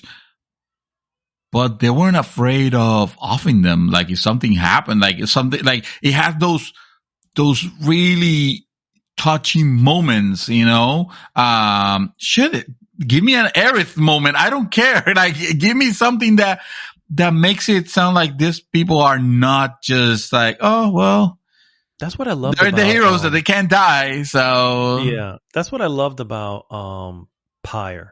And it's not an RPG or anything like that, but it's just the characters were so well developed, and they didn't die, right? Because you were already in purgatory, you were just uplifted out of purgatory, and once they did, those that remained, and you still had to do all the rites, whatever. But it was because of the fact that they were so intricate to your team. Not only, and they were great. So you missed them because one, they were excellent characters that you loved. But also they were intricate to your team and they're not there anymore. So now you have to make do and now develop a new way to continue to win. You know what I mean? Based on who you have left, essentially. Yeah. Loss is a very a good thing they can that can obviously. Dude, do you want to talk about Final and not to compare it to Final Fantasy, but it seems like the one, especially the classic ones, seems the one that have nailed that. The newer ones, not so much, which maybe it's a topic in itself. But Final Fantasy 6 or Final Fantasy 3 in the United States. Had a freaking apocalyptic event, sir. Like a literal apocalyptic event. Like you fucking lost on that game. On that game at one point where it felt like even if you defeated, like the world was left in the state that it was because it was not meant to be like cookie cutter. It was not meant to be this thing. And so Final Fantasy 9, which was, a little bit more light tone and lighthearted, it still has those like very special, memorable, moments, like the opera house, and I feel like we have lost that, in a way. I think JRPGs have lost that. I feel like JRPGs have. Yeah, I feel like JRPGs have lost that. Yeah, they have become very formulaic. Yeah, like it follows a pattern. And, hero with amnesia wakes up and here it is, the hero with amnesia, literally playing a hero with amnesia, wakes up. And the funny thing is, as the blanks get filled in, even I was just like, huh? That's not that important. Okay, whatever. It's like, it's just, It's a shame. Yeah. I mean, I'm still giving a 3.5. No, right. For Tales of Rise. As a But game, I it's have still to functional say, and good. yeah, You know. I have to say, graphics and gameplay are what carry that weight. Yeah. Because everything else is just there, and you just kind of rolling Mhm. along with the story. You know what I mean? Yeah. Right. Which is a shame, unfortunately. But Right. but yeah, so 3.5 for Tales of Rise, and I'm glad that we then I spent this dabbled. time with it. The what? I'm glad that we spent this that time talking about it because Yeah. to have this It's conversation. I needed to have the closure conversation on it. That's I the don't know if you're closure, gonna go back to it, and frankly, I don't know if you want to. I wouldn't blame you if you didn't, want. I but- mean, I was having a good time, but it's probably going to be one of those games that I'm just going to throw in to play for a little bit until like the next thing keeps the next me. major And thing. yeah, That's what I ended up doing towards the end. I'm not gonna lie. Towards the Yeah. end, I was like, okay, let me just get us to the next story point, and I'll stop here, and I'll pick up. Because then I can, when I come back, it's the story point and some battle, and I can end with the Mhm. battle, and and then move on. So yeah. But I still say it was cool. The journey was definitely cool. And I Yeah. think there was something to be said about looking at the characters at the end versus when you first meet them towards the beginning. You're just like, That's man, good. they've really come That's a good long to way. hear. You know what I mean? So That's good to hear because I do like that. Yep. from there, I just dabbled in a couple of different things. I did do actually, believe it or not, this one here I did just in between. I was just like, I need to put Tails down for a moment. And I picked this up because it was free. And it's not really a game. it's now it's I'm called confused. Kid Amnesia Exhibition, which is Okay. You which lost a bet. no, With that. it's. I mean, if you don't know, this is Radiohead. It's like they did this online. Yes. How do I call it? Like almost like a museum online Uh, of just whatever it is that was on their mind and stuff like that. And Epic Games apparently published it, and yeah, I'm not even sure it's worth free. It is literally a museum. So all you're doing is walking and experiencing the art that's on the walls, and sometimes it's sometimes a little bit more crazy because obviously you're in a video game, so you can do a little bit more with it. But other than that, it's just one of those things to just. I don't even know. I don't even know what it's for, who it's for. But I guess Radiohead fans is really what it's for, and I am not one of them. So how about that? I recognize that they're good, but graphically, it's kind of interesting. It's kind of it's kind of cool to see. How do I say this? I've always said that gaming and online gaming is even better. Can do more than just be games. You know what I mean? And I feel like these systems have gotten to the point where you can do more. I mean, I've said it before. It's like VR would be so excellent to me. Just be able to sit and watch a Super Bowl from a 3D camera live. And I'm watching everything. I just turn my head and see the ball, and like I'm at the front of the state, or what is it, right in the sideline, watching a football game. And how awesome would that be? You know what I mean? And so this is an example of, hey, maybe I don't have to go to the Louvre. Maybe if the creators of the Louvre said, hey, we're going to digitize everything because NFTs, and we'll put it up in a thing, and then people could just. Oh my God! You just gave someone an idea. I'm sure I did. I'm sure that idea is already out there, but so. When I look at it that way, I'm like, okay, I can see what this is. I literally spent 20 minutes and was able to go through the entire quote unquote museum. And so I was like, okay, again, only Radiohead fans apply. Everybody else, exit stage left. Anyway.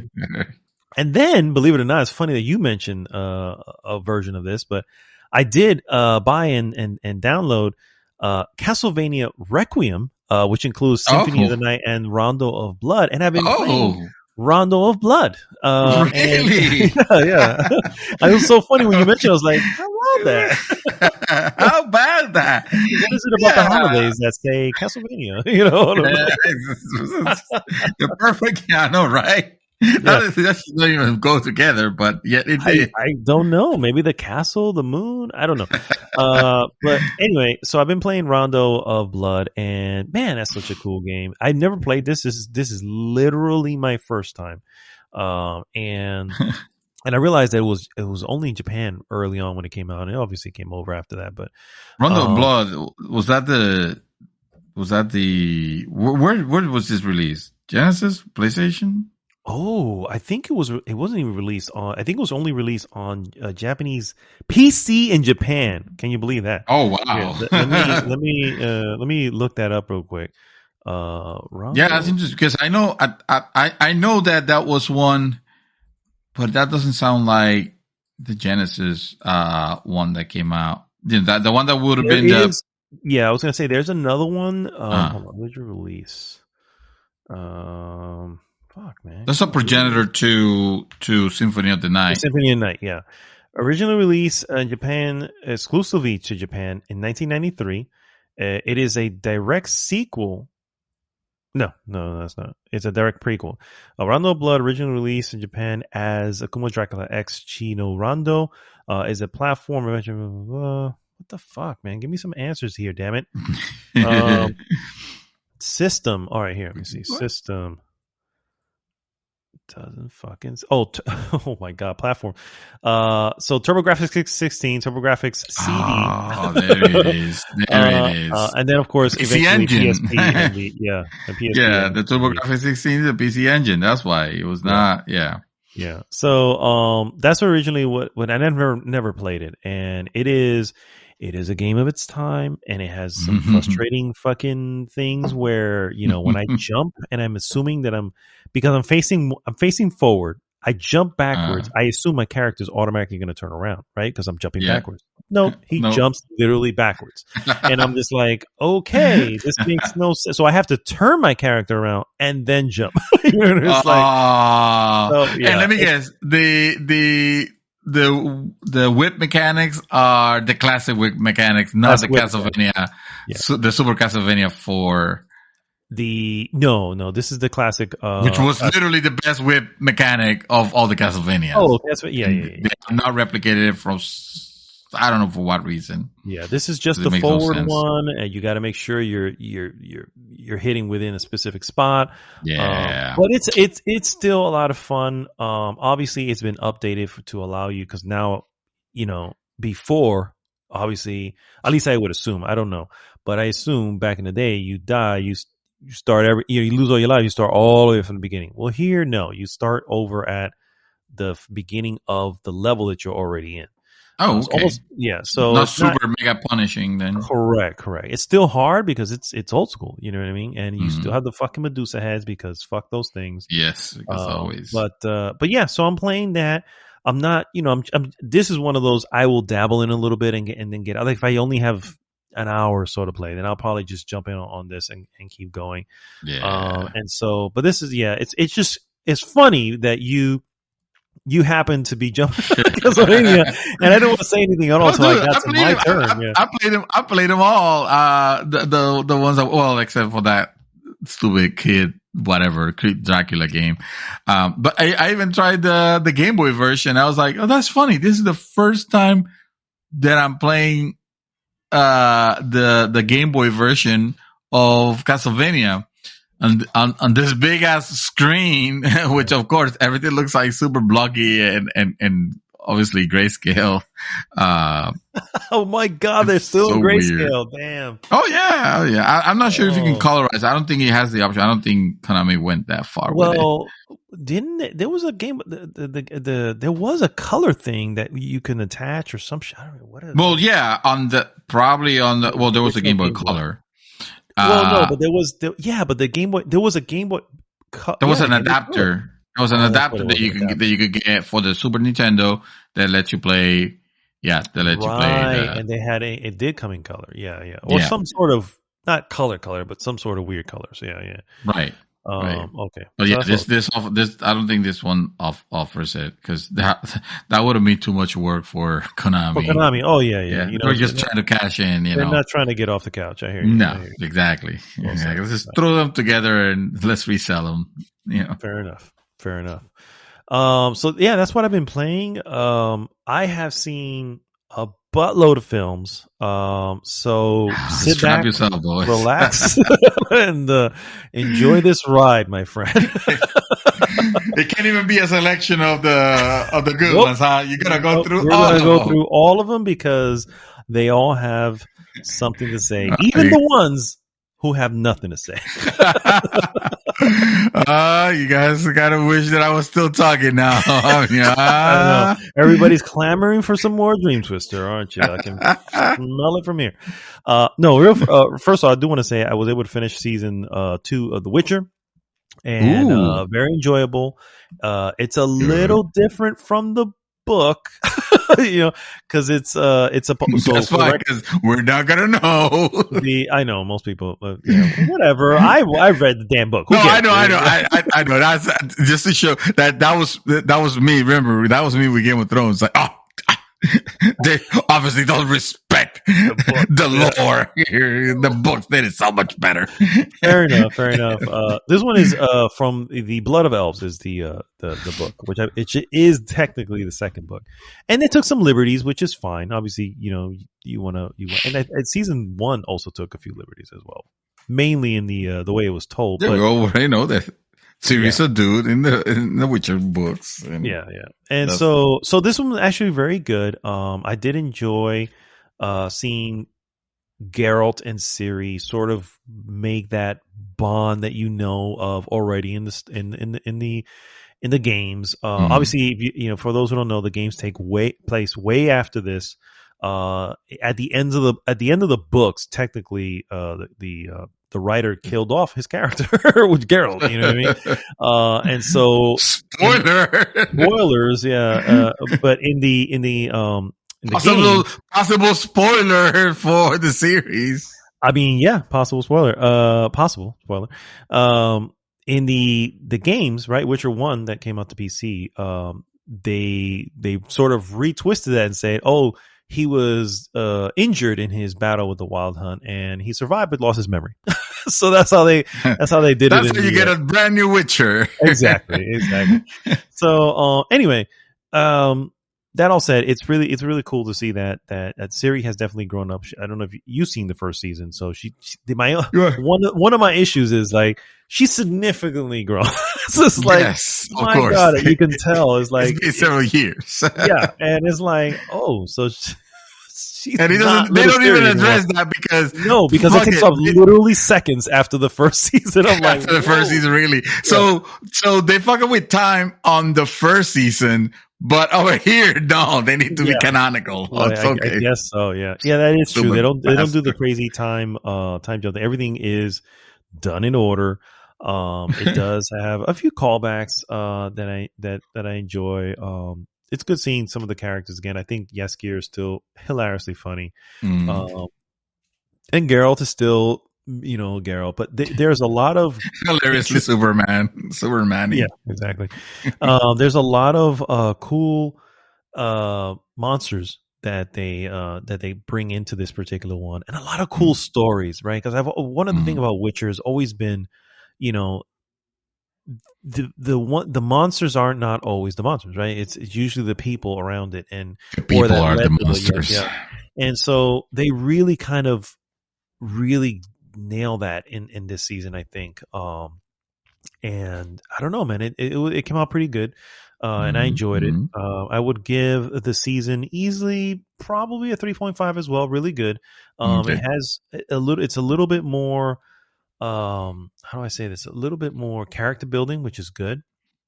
You get to see a little bit more of the, oh God, the order of the something, the ones who kind of where all the sorceresses come from and all that.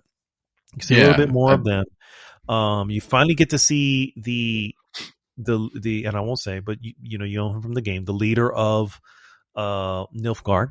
You know what I mean? Oh. And the reveal of who he is. And yeah, it's really good stuff so far as leading into a really, really good direction. There's some really cool moments of magic use, which I will not spoil, but just like devious shit, it's just like, Yeah. it's like, damn, this is real. So I'll definitely say 3.5, almost 4 in some cases. But overall, I'll give the season a 3.5 for Witcher season 2. That's really good. That is really good. And it leaves you free now to finally start The Expanse. Yay! We get to finally My wife talk has the about next it. choice of series, sir. I have to wait till after that, unless she magically chooses Expanse, but I doubt that, sir. So just throwing that out there. Babe, I'm gonna need you to talk to Joe about The Expanse. So we're gonna start our attacks via subliminal messages on text. To be fair, I did advise her. I was like, yes, Santos and Mrs. Santos has both agreed that we need to watch this series. So she's like, oh, really? I'm like, yes. But I have to tell her these things. It is sci-fi. You gotta let her know. I was like, I don't want to, because then it was one of those, wait a minute, is this in space? Oh, you know what I mean? It's like, oh. You did not tell me this was in space. So I have to make sure I get that out there. Just let her know that, hey, it's still more about the human struggle, which was a thing with Game of Thrones. When Game of Thrones is like, oh, this is medieval bullshit. It's the politics. Yeah, it's still that. It's still the most interesting stories are still the fact that humans are still asshole to each other. So. Which doesn't change at all. Yes, exactly. That never changes. Exactly.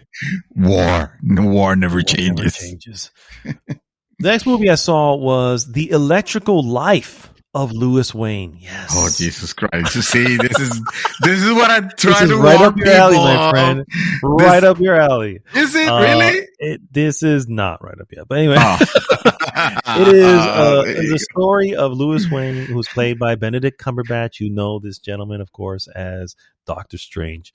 Anyway, so it's an odd tale of this guy who was sort of, something was wrong with him mentally, essentially. And this is true, by the way, this is based on a true story. Something was wrong with him mentally, but he ended up painting these cats in hats and cats smoking, and that became like this big thing. This trailer. You've seen the trailer?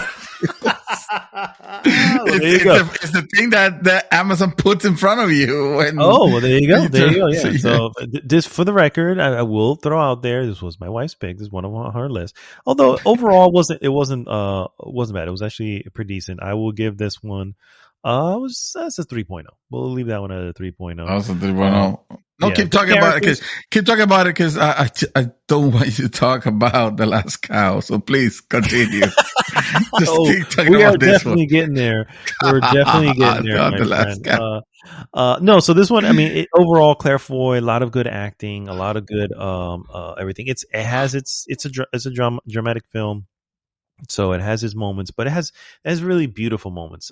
This takes place obviously in London, so it's very British. And so if you're not into those type of films, it is what it is. But overall, really cool. Not, I think, what even my wife was expecting, but overall, I thought it was decent. Again, for a lot of these things, I like to see, how they portray these particular characters and the acting behind it, and just really selling. What's going on. But yeah, this is, again, based on a true story. So it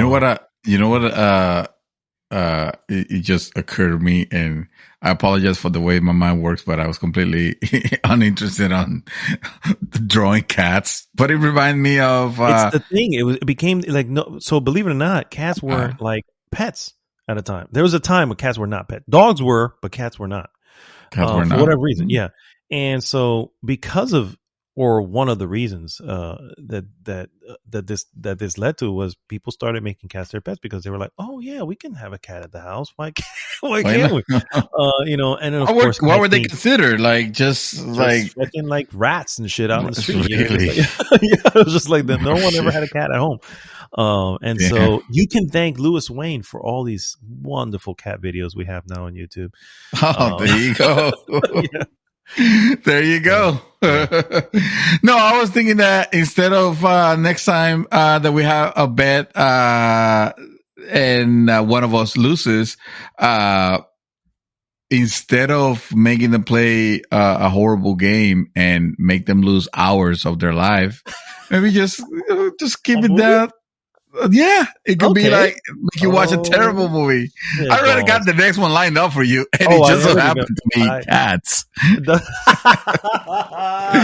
Nice. Well, I have the next one lined up for you, my friend, and it so happens to be called The First Cow. Just get it out of the way. Just get it out of the way. I might as well. So the first cow. Backstory on this, guys. I tend to watch listen to a lot of movie podcasts, movie criticisms, movie of the years, and analysis, all this stuff. He's a card member, Oscar.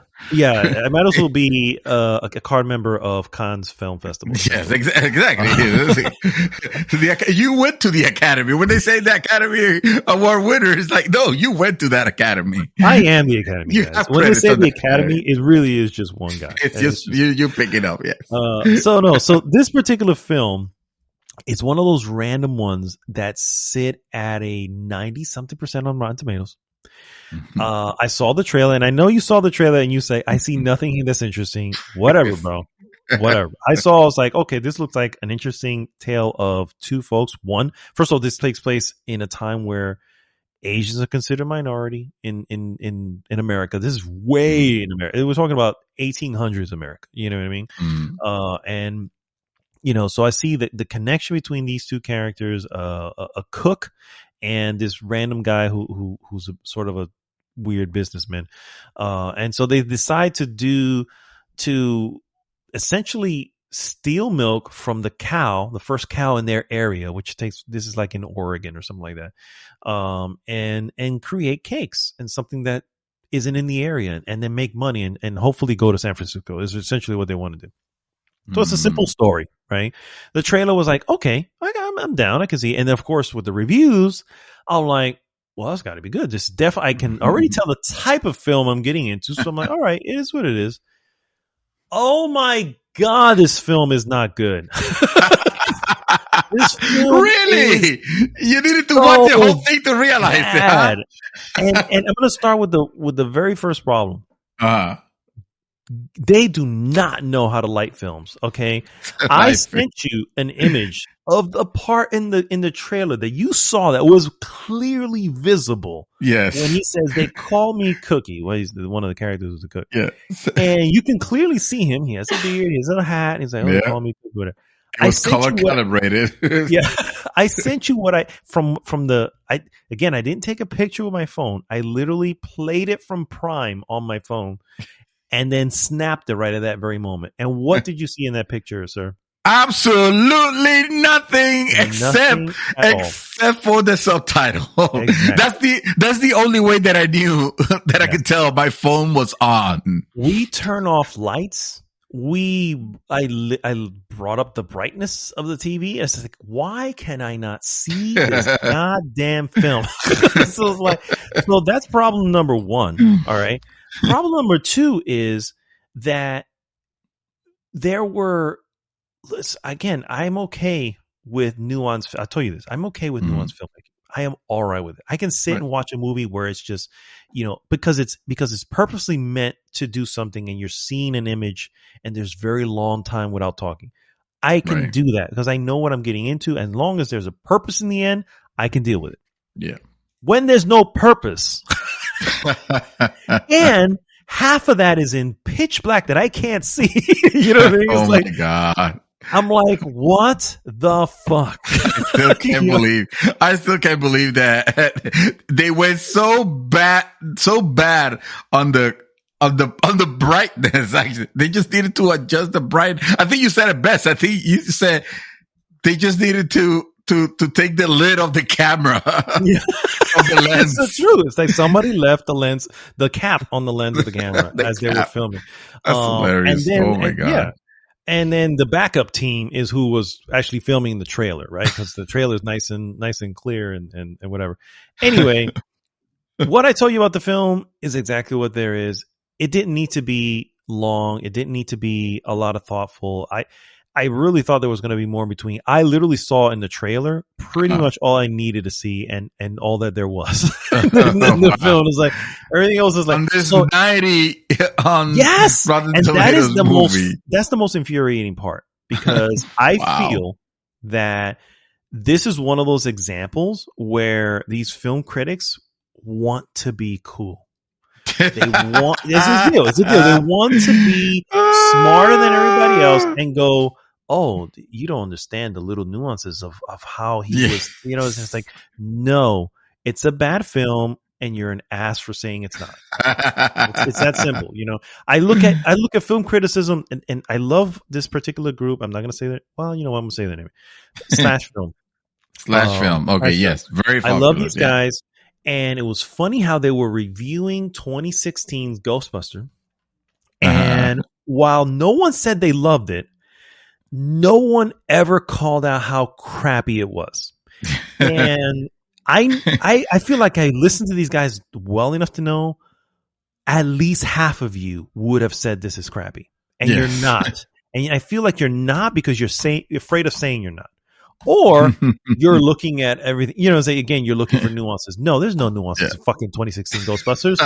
It was just crap. You know what I mean? So obviously you're not looking for nuances. So now you're just afraid of saying it. So I feel like there's a lot of film criticism that happens in those things. It's like, oh, because it'll come out with this buzz from a film festival. And they're like, oh, First Cow, this is an amazing tale. Blah, blah, blah, blah. Oh, really? I mean, go see. And then they'll see it and go, I really don't see what's bad here, but Johnny D, who obviously is one of the big indie guys, he loved it, so I guess I should just find what's good about it and then just write about that. You know what I mean? And before you know it, it just explodes and suddenly you got a 90%. You know what I mean? It's like, out of here with that shit, you know what I mean? So anyway, I will leave First Cow where it is at a 1.0. At a 1.0. 1.0. Damn. Yep. It is an obvious cow pie. And so we'll just leave it where it is. Cow pie. Oh my God. Oh, well, I mean, fair enough. If you can't watch the movie it's literally unwatchable in the sense of I can't see what's happening. I can't see what's going on. Yeah, and well deserved the Cow Pie Award. And you know what? That's what all our 1.0s are gonna get from now on. The Cow Pie Award. Yeah, that's exactly where that sits. I feel, yeah. Because I have a few more, so let me just kind of roll through these real quick. No, please. I beg you, please stop. I'm kidding. No, go for it. Take as much time as you need because I am really enjoying this. So these are going to be a little bit more. These are what remains is actually pretty good. I'm going to start with Encounter. Okay. Encounter was actually one of our, I don't know if it was a trailer week. I feel like it was. We saw it. It stars Riz Ahmed, which is from The Sound of Metal. Yeah, from Sound of Metal. Yeah. It was awesome. And you saw it was like something was going on. The world was, he was protecting his two kids from what appeared like an alien invasion. Yes. You could see in their eyes or something like that. Like something weird was happening. Yeah. What's the name of this movie again? Encounter. Maybe Encounter. No. Please turn down. Please take it off the list. Never mind. Allow me to say something before you make it the thing. So the trailer is literally nothing of what the film is about. Okay. Now I'm going to stop and say, I'm going to stop and say that Riz Ahmed is still awesome.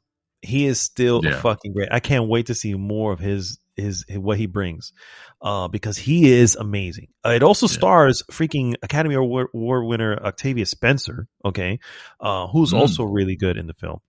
But the trailer is very misleading. because Really? it leads you to believe that he is doing this to whatever, and because of some sort of alien invasion or some sort of sci-fi event.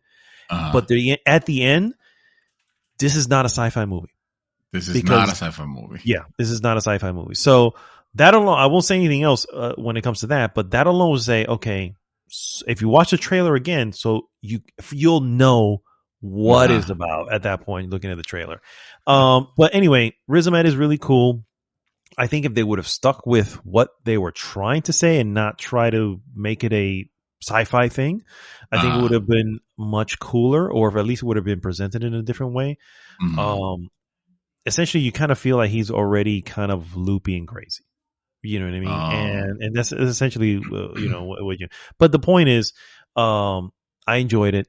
It just was disappointing because the trailer made it seem like it was a sci-fi movie. Like there was actually a Yeah. sci-fi event going on, and Yeah. in the end, that's not what you get. So I don't want to spoil stuff, but I feel like it's important to know that It's there is important. nothing sci-fi happening here. You know what I mean? And the funny thing is that the very first moments in the film, literally when you get a chance, just turn on the film. You don't have to watch anything past maybe the 5-minute mark. Okay. And you will see what appears to be a sci-fi event. You know what I mean? It's like, so clearly something's going on. Oh, this is cool. And then you get to the where it's like, no, none of that. No, Actually, it was so, it was a weather balloon all the time. perhaps it was. Yeah. So, anyway, Encounter, a little bit of disappointment, but knowing that it's more about a father and his kids and what he would do to be with them would probably make it a much more enjoyable film. And we'll leave it at that. Well, no score. This one's going to 2.5. This is going to just be mediocre. This is gonna, Because in the end, again, it's being sold as a sci-fi film. And as a matter of fact, I feel if you were to look it up, it will say sci-fi thriller. Sci-fi thriller, and it was not okay. And it's not. So that's why I'm like, if that's what you're selling, then you got mediocre out the ass. So yeah. Anyway, the next one is Safety, and this is actually on Disney Plus right now, which is actually another real story of Ray, and I'm going to mess up his last name, Ray McElthby, which is a freshman football player for Clemson University. Again, true story. That he comes to Clemson. He's a safety. That's his position, hence the title. But he has a younger brother. I didn't know that was a position. So there you go. Thank you for explaining. Oh, you're very welcome. He has a younger brother and a mom who is an addict, but he's at Clemson, and Clemson is one of the top colleges for college football. And are very, very demanding in the sense that, yeah, you want to be part of this team. You also need to excel in your grades. So it's that type of college. But he has a little brother, and he decides to take him in and hide him in college while he's doing his stuff, and what's bad about having the brother? The what? Well, you said, he has a younger brother. So he ends up hiding his younger brother in his dorm room, essentially. And he can't have them in there. So it's a lot of hiding. It's a lot of, how he's going to get about it and trying to deal with the workload, deal with becoming a good football player because he got pulled to that college because he was a good high school player. Mm-hmm.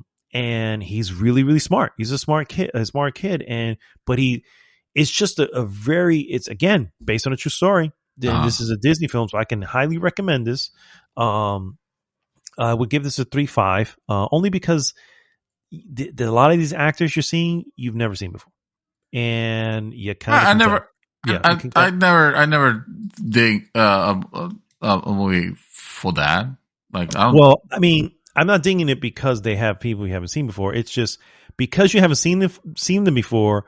When you see their acting, you go, "Oh, I see why I have not seen before." Yeah, exactly. Okay. Yeah, so, Gotcha. and not that it's bad. It's just Disney, if you will. You know what I mean? Right. So, but outside of that, very cool. Really touching, because he does everything he can to keep his brother. He doesn't want his brother to go into the system because that's the thing. The option is, hey, you either have an adult that takes care of him or he has to go as a foster. Until his mom is fine. And we all know addicts takes a while to be fine again. You know what I mean? So that can mean he's in a foster for who knows how long. Right. He didn't want to do that to his younger brother, who was, I mean, he was like in middle school. So he didn't want to do that to his younger brother. So he did what he could. And it's just all the events that kind of lead. And again, true story, really freaking awesome. What ends up happening. And this one I can definitely recommend. This was also my wife's choice, by the way. Cool. Definitely cool story. And second to last, so I'm almost through, is a movie called Herself, which is an Irish film. It's in English, but you need subtitles because they have Irish accents, and oh my god, oh yes, but again, this is I want to say this is also based on a true story, but what it's about is a mother who escapes her abusive husband with 2 daughters, and she's kind of living in the system in Ireland, but she's essentially trying to make a life for her family, for her her 2 daughters, and decides upon herself to say, she found this thing online where you can build a home for very cheap, and they give you the plans, and it's like $35,000 maximum for you to build it. The actor who played the spider in Game of Thrones, he's in here. It took me a while to recognize him because he had hair and facial hair. So I was just like, I know this guy. I have to look this guy up. You know? And then I found, it's a spider. Okay. Oh wow! So he's in it. And it's a very heartwarming film. Because she's doing everything she can to support her 2 daughters, and her father, like it or not, for whatever reason, weird in the system, I guess whatever system they may have in Ireland, or at least per this movie, there's more rights that the father may have. You know what I mean? And the mom can easily be made to look almost psychotic, and it can lose. And the husband was, dude, he beat her. He was an abusive husband. The way it starts off, this is literally the beginning, so it's not really a spoiler other than just kind of set up. She, they're in the house, whatever, and she tells her daughter, okay, go outside, and she whispers to another daughter, Black Widow. And then that just triggers the daughter to go, oh, we need to get help. And, so that lets you know that the kind of severity that it was. Again, this is at the very beginning. And then the majority of the movie is after that, where she's trying to do her thing. And it's just so cool to see people come together. She gets people to come together to help out build the home, right? Because again, it's $35,000 to build a home, but there's work to be done. Yeah. Exactly. So you need kind of people. So who are you going to get? And it's pretty cool. It's a really good story. Herself is again what it's called. Okay. So that one I definitely recommend. And then the last one. Yes, I'm wrapping up. The last one. You can open your eyes and stretch and wake up again. This is one that we definitely did have. You and Chaos were at the time. The French Dispatch, which we made. I want to say by protest of me alone, I made a trail of the week, and this is a Wes Anderson film starring a shitload of fucking actors: Benicio del Toro, Adrian Brody. Let me see here. Bill Murray. You have Tilda Swinton, Frances McDormand, Timothy Chalamet, who was just in Dune, the main character of Dune. Jeffrey Wright, which I know you've seen probably by face. I mean, it's a ridiculous cast, which Wes Anderson films tend to be a ridiculous cast because everybody wants to be part of his film. He has a certain way of making films look like storybooks. And I'm looking at it. Yeah. Excellent. It's just, I love the way he makes films. And this is why when I said it, I was like, I can't wait for this movie to come out. And I think you and Chaos were like, okay. Of course. Yeah. And I was like, of course, this looks so mad dog. That. Oh my God. He is. So I'm not going to say this is his best, Wes Anderson film. I'm not going to say this is his best, but I will definitely say this is definitely a very Wes Anderson film. You know what I mean? Because he just loves to do that thing. If you're a fan, I was going to say, if you're a fan of Wes Anderson film, this is Bill Murray is here. Holy I told shit. you. I tell you, Bill Murray. Yeah. He. So the story. So Del I guess Toro is here also, Benicio. yeah, I say yeah, Benicio del Toro. So what it's about? It is about a Kansas newspaper that ends up having a branch in France for whatever reason. Uh-huh. And you have the main editor, which is Bill Murray, and how he really protects and loves his writers. They can do no evil, just write what you want to write. And the Mm. story is really more of a, I looked into it. It's actually sort of a dedication by the director to the New Yorker magazine. To To the say, New Yorker, these journalists who love to do these little pieces about something random in New York or something random in the world. And that's kind of what they do in this. Of course, they're in the city in France, so they'll take these random stories of whoever that happened in Ennui, France, and you just go from there. Anyway, it's all me. It's all me, It's and I all. love every effing second of this film. I absolutely love it. It's got the coolest visuals, and not that they're special effects. It's just the way it's shot. It has the coolest stories. It is funny. It is, man, it's the best movie I've seen in quite some time. I, Oh, sir, will say you don't need to watch this one because this one is very Wes Anderson. However, and I'm sure I've mentioned this before, the Grand Budapest Hotel is yeah. probably my favorite Wes Anderson film, and that one is much more relatable because there's an entire story. This one is what you're seeing, like it's broken up into pieces. Right? Part of the beginning has an obituary, another part has to do with a travel portion. So you're just kind of seeing these random stories, and almost like you never seen freaking not Kill Bill, fucking Pulp Fiction. No, seen Pulp Fiction, but basically almost like title cards, right? And then the title card plays, and then you have a section of the story being told, and then 30 minutes later, another title card plays, and there's another story that has nothing to do with the last one. You know what I mean? So that's how this movie is. Grand Budapest Hotel, way better, and I think you would absolutely enjoy it. So I wish you and the missus would see this with open minds. It's difficult because that would be assuming that me and the missus will have an open mind about this type of films. Very true. Very true. And I don't want to I still mislead feel. you. I know. I still feel that. I still feel it's possible. I will not suggest the French Dispatch because this is really for fans only. Yeah. But I will definitely say the Grand, because I've seen that Nick loves that movie.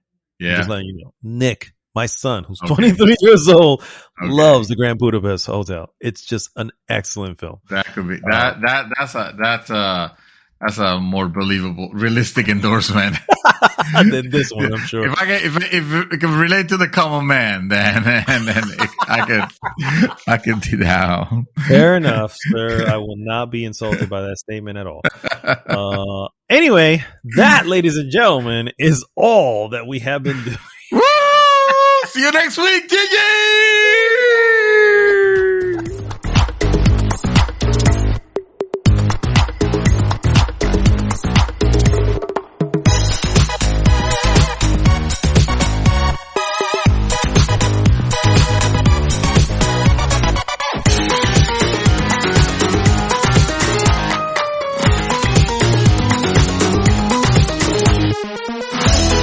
And with that, we're back, guys, and it is now time for our useless news that you can use. And yes, we are in hour 3 of the podcast, in case you have not realized, and you fell asleep for some reason, which I wouldn't blame you. Yes, sir. Yes, sir. As we had, I feel like we mentioned this, so I want to quickly touch on it, and I feel that we may have skipped this because we missed a week, and that would be, of course, the free games with services for January 2022. Of course, we're going to start with Xbox Live Games with Gold. We have 4 games. The first one is Neural Voider, which is a twin-stick shooter RPG set in a cyber futuristic world about brains shooting around evil robots with nuclear rocket launchers. Sounds fascinating. The next one is Aground, which is survival is only the beginning, and the only way for humanity to have a future is to return to the stars and confront them. But it will require a lot of ingenuity and help to recover everything lost. Anyway, it is a mining crafting RPG, in short, essentially. And of course, these are so a Neural Voider will be from January 1st to the 31st, and Aground will be from January 16th through February 15th. Then, of course, we have our Xbox 360 games. Radiant Silvergun, which is a shoot 'em up gameplay that, just shoot 'em up, I guess is what it's called. And then finally, where you shoot things. Yeah, right, it's a shooty. And then we have Space Invaders Infinite Gene, a game that defined video game for generations, is back with a new twist. These both. So we'll start with what the hell was this one? Radiant Silvergun, January 1st through the 15th. And Space Invaders will be from the 16th of January through the 31st of January. So those are your games with gold, and I feel like a broken record at this point, but I'm like, I think you're getting more out of Game Pass at this point. And I think it's kind of on purpose. I'm just gonna throw it out there. I have to imagine or concur or certainly hope, because compared to what the next one you're gonna mention has this month, they can have it. It's quality over quantity. Yes, exactly. Let's see, for games with gold. Not game. I already said game with gold. Oh my god! No! What You forgot the name of the Sony one? No. I have the wrong article here. Hold on a second. I'm sorry. What the hell is this? Thinking. Oh, here we go. No, wait. Technical difficulties. Please stand by. January. This is the wrong one. This is. I'm sorry, guys. My bad. This is the PlayStation Now games. My God. PS Plus. January 2022. I thought I tagged the wrong one. My bad, guys. My bad. All right, no need to scream. Everybody, calm down. No need to scream. I got you, guys. I got you. I don't got you because I still don't see. Oh, here it is. It's about to jump in. Thank you, sir. So we got 3 games coming to PlayStation Plus for January 2022. The very first one I already have downloaded, and I have already told you, sir, to do the same. And I already told Chaos, and he's done it. And I already told Dark, and he's done it. That is, of course, Deep Rock Galactic, available on PlayStation 4 and PlayStation 5. It looks to be a surefire hit with fans, sir. While I'm talking about this, I'm going to need you to really quickly go into Steam and tell me what the current reviews. Yes, I have seen this game, and it had piqued my interest a little bit. Let me see, Deep Rock, and I saw it actually on Steam. Was it? Someone was playing it actually. There was a. Oh my God! This is an overwhelmingly positive. Yes. On both the recent reviews and the all-time reviews. There you go, sir. So I hope Sony is giving you this for free. For with your free subscription to PSN. Yes, exactly. Yeah, that is, dude. That is. This is day. Eldon, what? We're gonna be playing this, or we're gonna be playing. Well, that's what I'm trying to say. I'm like, we can be playing this in the meantime. I have this set up for Tuesday. I wouldn't mind maybe even streaming a little bit of it. As a group. It is 4-player. You are and I realize I'm selling this more than I'm selling the games that we mentioned for Xbox, but unfortunately, I'm really kind of interested in this one. None of them have an overwhelmingly positive rating That's on true, Steam. too. On So- Steam, the hardest of the raters. Am I right? Probably agree. not. This is a first-person action shooter game where you play your team of trolls. Believe it or not, I mean, you're mining as most trolls do, but as you get deeper Trolls into with the guns. rock, you come upon a giant arachnid. So it's very Starship Troopers, if you will, where one of you or maybe two of you are mining for the resource you're there for, while the other two are covering you, and back and forth. And of course, you have different skill sets per the ones that you're the character you choose. Up to 4 players, which is even more excellent. And I just think that this may be a winner. You know what I mean? It may not be, but everything points to that it would be. So we're like, why not? Why not just give this a shot? You know what I mean? It's So- all right. It's downloading as we speak, sir. Wait, where? On PS5. PC? No, Okay, okay. PS5. Okay. I mean, I am tagging it on PC, but it has this nice little button that I can press here, click download, and it automatically downloads to my PS5 because Nice. technology, nano machines, bro. Nano machines, yeah. Yes. Also coming or already available and also tagged on mine is of course, Persona 5 Strikers. That's right. Yeah. Another one. Persona. Persona 5 Strikers. I will not touch this one until I make myself finish Persona 5. I am not going back to Persona 5. So I went far into Persona 5, and then I watched the ending on YouTube because I was like, I'm watched so done. it. Oh. And on top of that, I also watched the anime that was on Hulu, which was literally the story. God. So I know what the fuck happens, and this takes place Wow. after. I'm good with moving on. So, Fine. Wait a minute. Is this never mind. I was about to say something really stupid. Never mind. It got censored, so we're good.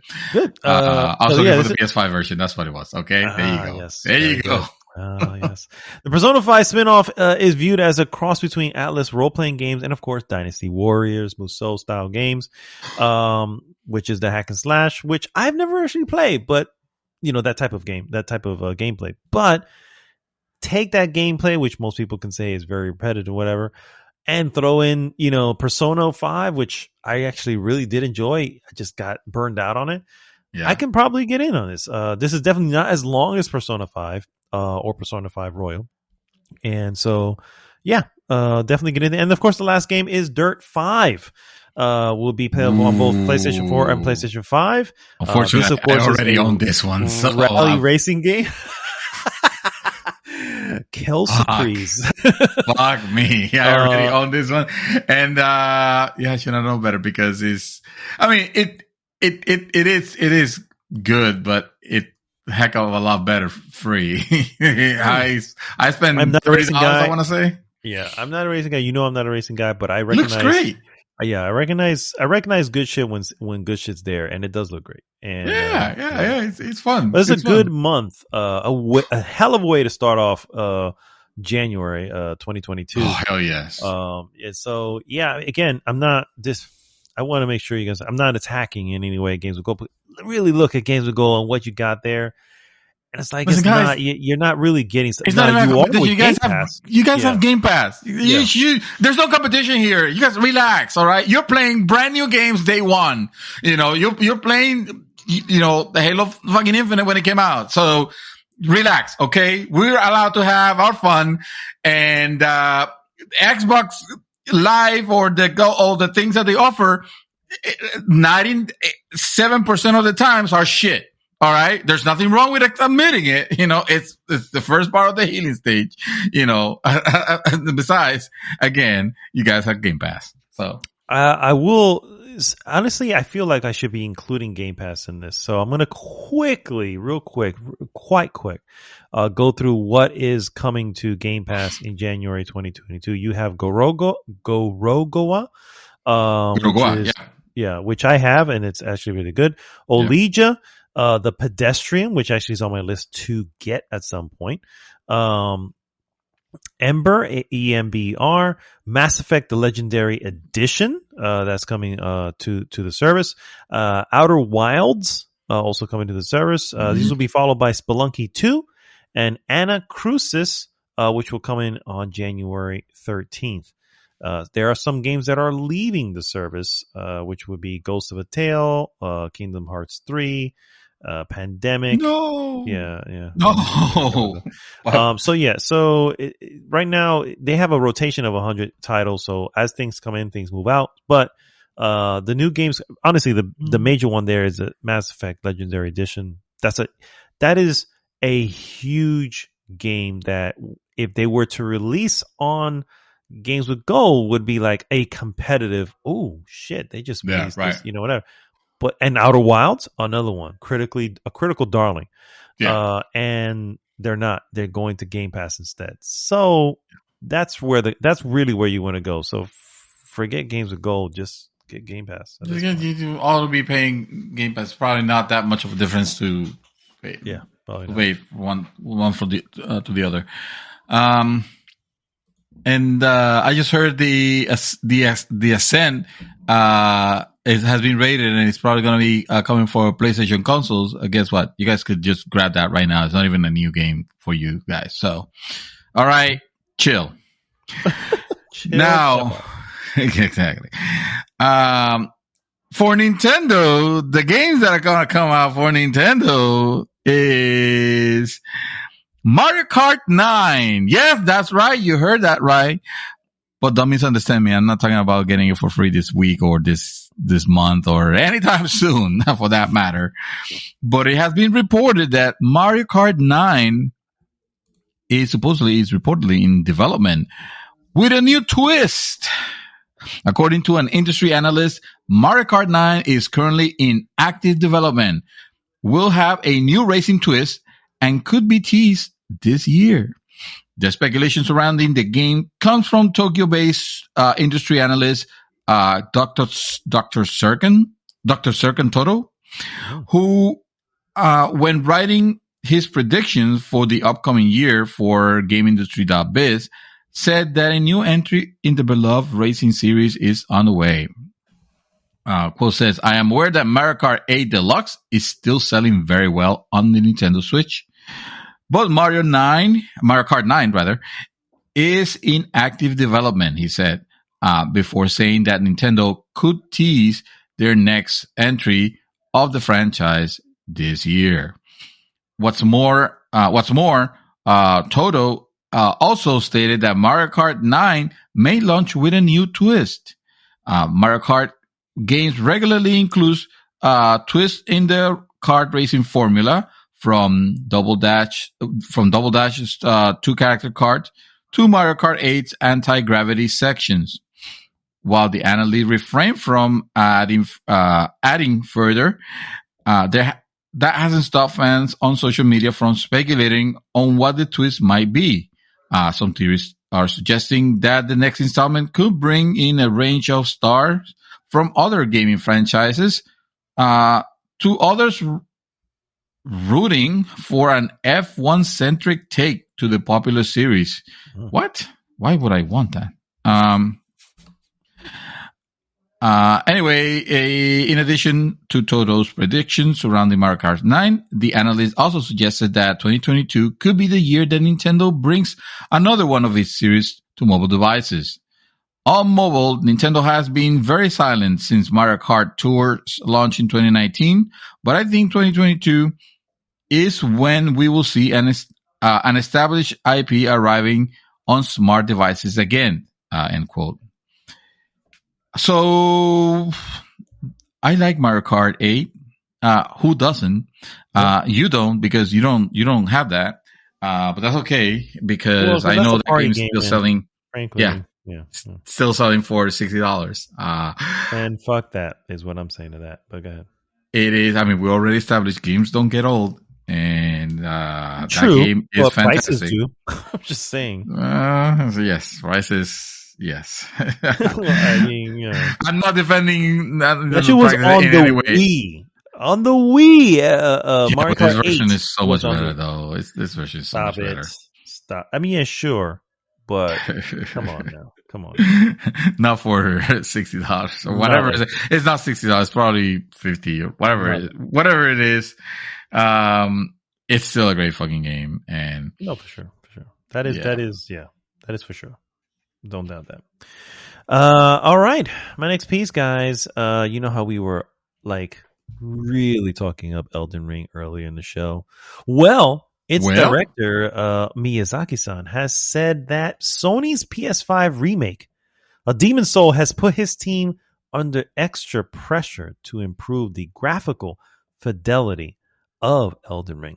Bluepoint's PlayStation 5 launch title was one of the highest rated games of 2020 and received widespread praise, in particular for its visuals, which many perceive to set the bar for next gen console games.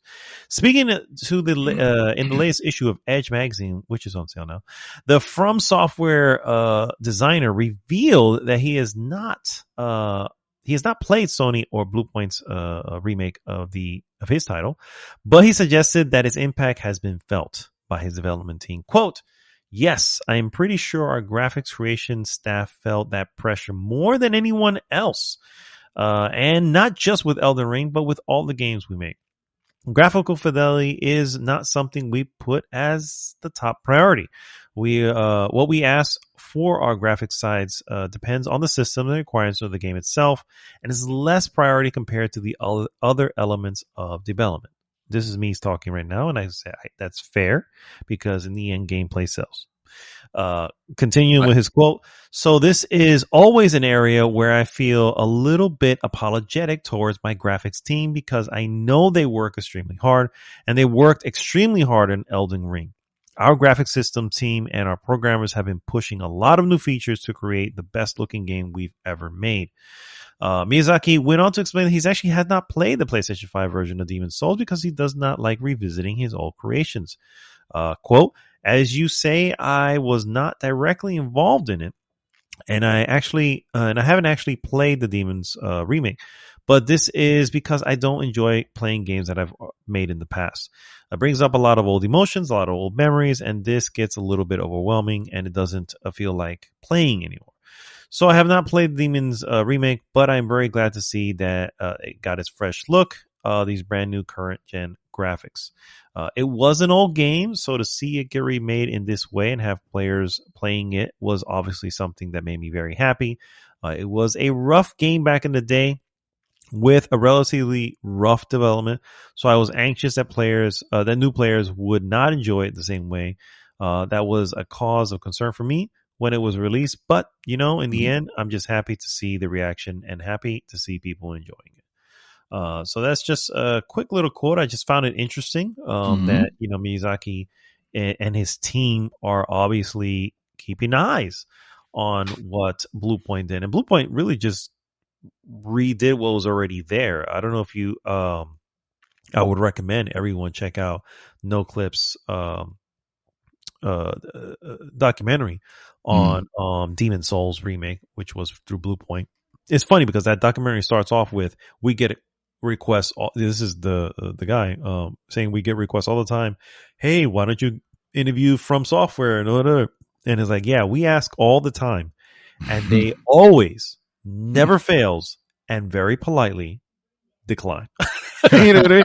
So it's like, what's the next best thing? Well, why not Bluepoint? Because they remade Demon Souls, so that's how that literally is the beginning of that thing. So I definitely recommend you guys check that out, because you see what they did and just said, we don't want to mess with what was there. So it kind of gives you a little bit of what Bluepoint does to keep the framework and just build new on that framework, but not really destroy the framework, which is, nice. It's like, it's respecting the what was there before. And obviously I think, one, Demon Souls on PS5 looks great, and two, its original creator even going, yeah, it's a good job. So yeah, it's such a good job. I don't want to play it because I don't want to compare notes. Mm-hmm. You bought that game, right? Or you were intending? Yeah, you were intending Yeah. to play it, and Oh, yeah. you had yourself. And I Yeah, might between now and Elden Ring, I might just Might- jump into that bad boy. I'm telling you might right as now. well. Yeah, might as well. No, the game, the job that was made on that game is, I mean, it's something beautiful. to behold. I It started is. I started it, created a character, and probably went a Yeah. good 20 to 30 minutes into it.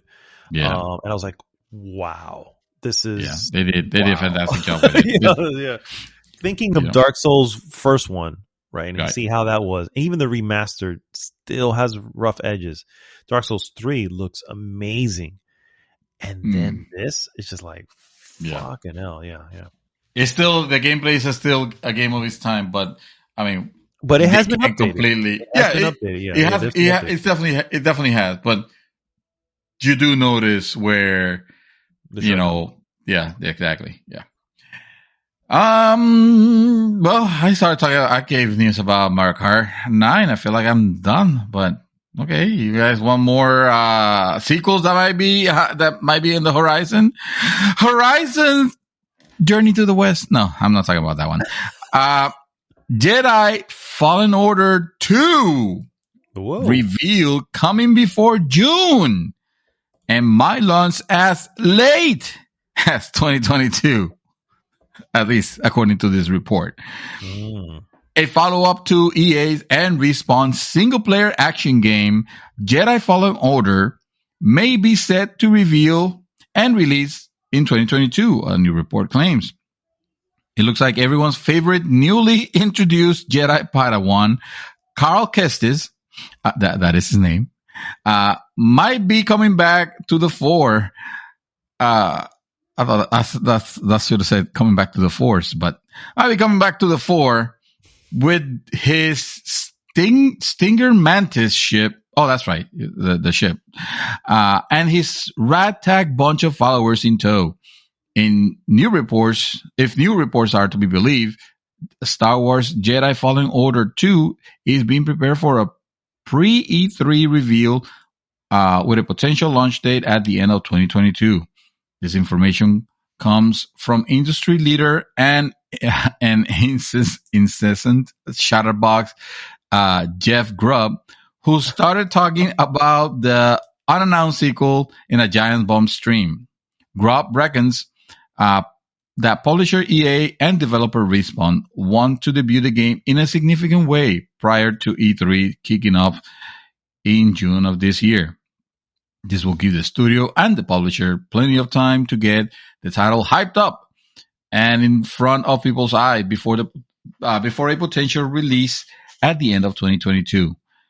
This isn't the first time the VG247, which are the ones reporting this, have heard about a sequel to the game either. Back at the end of 2019, Star Wars Jedi Fallen Order developer Respawn posted 3 job openings specifically for the Star Wars team, suggesting that work on the game had been ongoing for quite some time.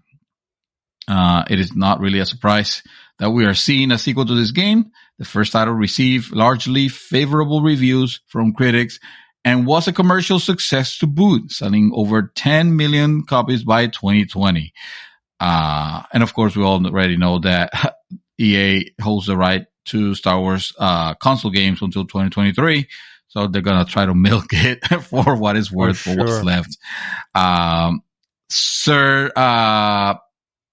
Forget Demon's Souls. Again, you're not going to go that far in it. And you should, because it is a good game, like we already established. Play this one. This one you can beat from here to the time that this one comes. Oh no, you could beat it in half that time. It is definitely on my watch list, if you will. It's still EA. I still don't like EA. I get that they made a great game. In Jedi Fallen Order. And I get that. But I It feel like Takes that was Two is also an EA game. I know. That's this guy, and it's still, I gotta love that guy. You know what I mean? Fuck the Oscars. Hey, and this is Respawn, and I gotta love Respawn. Sure, but Respawn's gonna be fine because they have, the other stuff that they're doing. It's just one of those things. It's just like, I don't know. And this is just me. EA had the Star Wars license for years and literally shat on it for years. And in the end, the first Battlefront was good. You know what I mean? At the end, wait, the first what? Battlefront? The first Battlefront, not the second one. Wait, first? No, not the first. The first of the release of the after the deal, basically. Yeah. Yes. So sure, it was, but it was also kind of lacking. You know, it wasn't. It was like it was just. Yeah. It was. It was bare. It was bare. Yeah. So it was like it was almost like a. Yeah, and then when it came Battlefront 2, it was like, okay, here comes the good stuff. We're gonna have a single player story. We're gonna have all this, and what did it have? It had a single player story which was completely uninspired, and then on top of that, you had your multiplayer, which had a bunch of fucking microtransactions and loot boxes and all this. So I feel like the first one was half a game that was just testing the waters, and then they went with the second. You know what I mean? So it's almost connected to me. And then by the end, as they were losing the license, they decided to say, all right, fine, we'll do it. You know what I mean? It's just like, at that point, it's like, I don't want to, all right, fine. I want something inspired. You know what I mean? And sure, this may be, but it doesn't feel that way. So I'm honestly waiting for like the lowest sale possible. It's like $5. I want to see it at $5.99 and then have like a random like $10 gift card. I want to say at some Jesus. Well, I mean, do you care?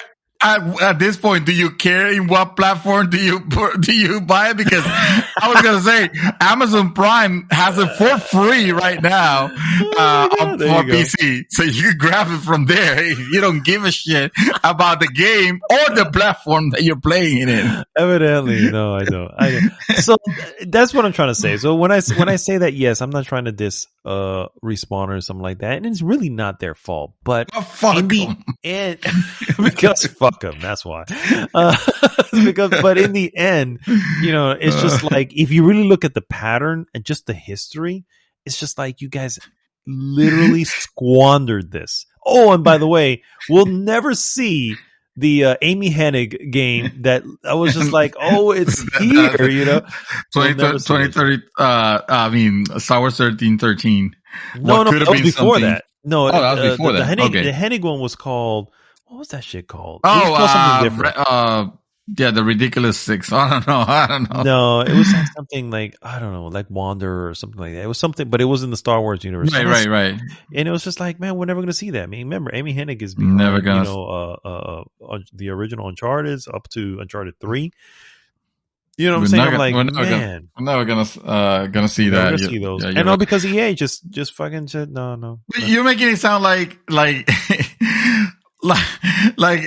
was like, oh shit, we have been making shit. Respawn, you're gonna have to make a good game for us. And then Respawn was like, honestly, okay guys, we're on it. You know this for a fact. Okay, and here's the proof. The proof in the pudding, as they say. If you're ready for this, okay, you play that game and you've seen all those cosmetics that you're like, oh, this is all free. This could have been something that they would have. Yes. That shit had a price tag on it, I guarantee you, at some point. And they said, all right, guys, we're fucking up. Let's just pull this off. That's the truth. And you know that, right? You have to at least that. It definitely made me wonder, like, this is a single player campaign. I mean, fucking Horizon Zero Dawn has a lot of outfits, and we didn't think for a second that Sony was gonna be like, oh, maybe we should microtransact this shit. But because who they don't do that. who are we dealing with here? We're dealing with EA, which let me did finish. that left and right. Yeah, that's what I'm saying. I mean, hello, it's your history points to why we would think something about you. You know what I mean? And so that's what I'm trying to say. It's just like, that's why, right? Really, really, if you really go on to the nuts and bolts of it, just go look at the game and go, does anything point to something that could have been monetized? And you said it yourself, you're like, wow, this is something yes, you credit them for not monetizing it. They didn't do it. Exactly. I still gotta give them credit for maintaining some restraint. Because I would argue that this restraint came at a basically like pitchforks and fires that were coming their way. You know what I'm saying? Regardless, it didn't happen. And I want you to focus on the fact that it did not happen. And therefore, you cannot blame them. And it doesn't make it a less game because of it. No, true. It does not make it that. And I'm not taking that away from it. I'm sure it's a very good game. And honestly, it's like I said, it's been floating on the thing like, $20? Nah. Ooh, 17? $20? Nah. This game is 15? Really good. Nah. It's just like because of that. Because you know what, dude? The less money that I give them, the better. Going off topic here, but I do want to say something. I am still so effing burnt by fucking Cyberpunk 2077, dude. That I can tell you right now, I will be at arm's length with any of Cyberpunk, CD Projekt Red's next release, because it's just like, you fuckers knew, you fucking knew this was not an accident. You know what I'm saying? And none of this shit's an accident. And so that's what's infuriating to me, when it's just like, you guys had Star Wars license for over a decade or just about a decade and squandered the shit until the very end, when you were like, fuck, nothing else is working, let's just release this the way they want it. You know, it's like, I don't want that. I want you guys to understand that that's what you should have been doing from the beginning. So that's why I'm like, I'm more eager to buy the game from oh my God, the makers of freaking Heavy Rain. What is that team's name?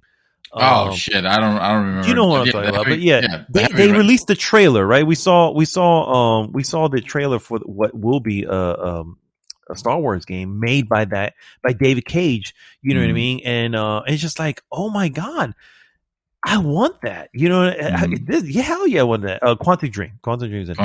Yeah. And so, you know, and then you see the one that's the other ones that they present, the remake of this motherfucking, I can't even think about it right now. But my point is to say, all these ideas are coming, and they're coming with the intent to say, we want to give the gamers what they want, right? You're a Star Wars fan, we're going to give you a Star Wars. We're not looking to do this, and not to say that they won't include it, but it's not going to suddenly be the only way to play the fucking game. And here EA was all this time just fucking man, fuck EA. Anyway, my point is, we're gonna move on to the next thing here at this point, because fuck EA. But congratulations, good job on making a sequel, and And no, I was congratulating these guys for Game of the Year. It Takes Two. It Takes Two, right? The developer and the publisher. But here's the deal. I can't believe I'm not defending EA. This is a joke, actually. Guys, relax. I am absolutely 1,100,000,000% not defending EA. I just want Mad Dog to play Jedi Fallen Order because it is a good game. It's not the greatest game. It's not the greatest game of all time or anything like that. No, it's just, I remember where Star Wars meant something to him, and I want him to have that experience. And let's face it, it's probably not gonna. I'm still disappointed with Star Wars. I'm still disappointed with EA. I'm just like, they're dead to me at this point. And the sad part is, I get that little peak of just like, oh, they have a new. Oh wait, it's Star Wars. You know, it's like completely. When I realized, wait, but no, it's Star Wars. Never mind. You know what I mean? And it's just like, it's a shame. I hear you, sir. It's a shame. Thank you, by the way. Thank you for keeping the faith. That's all I'm asking. Keeping the faith. I appreciate that. All right, guys, my next piece here. I'm scraping the bottom of the barrel because this is not even something I play. But Sony Interactive Entertainment has fully revealed its next gen VR headset, Thank you. which it's confirmed will be called the PlayStation VR 2. How original! Really? Not VR 360 or VR Kinect or VR Series. Series wait a minute. We're talking 2, about yeah. Sony. You know how to count. My bad. Sorry.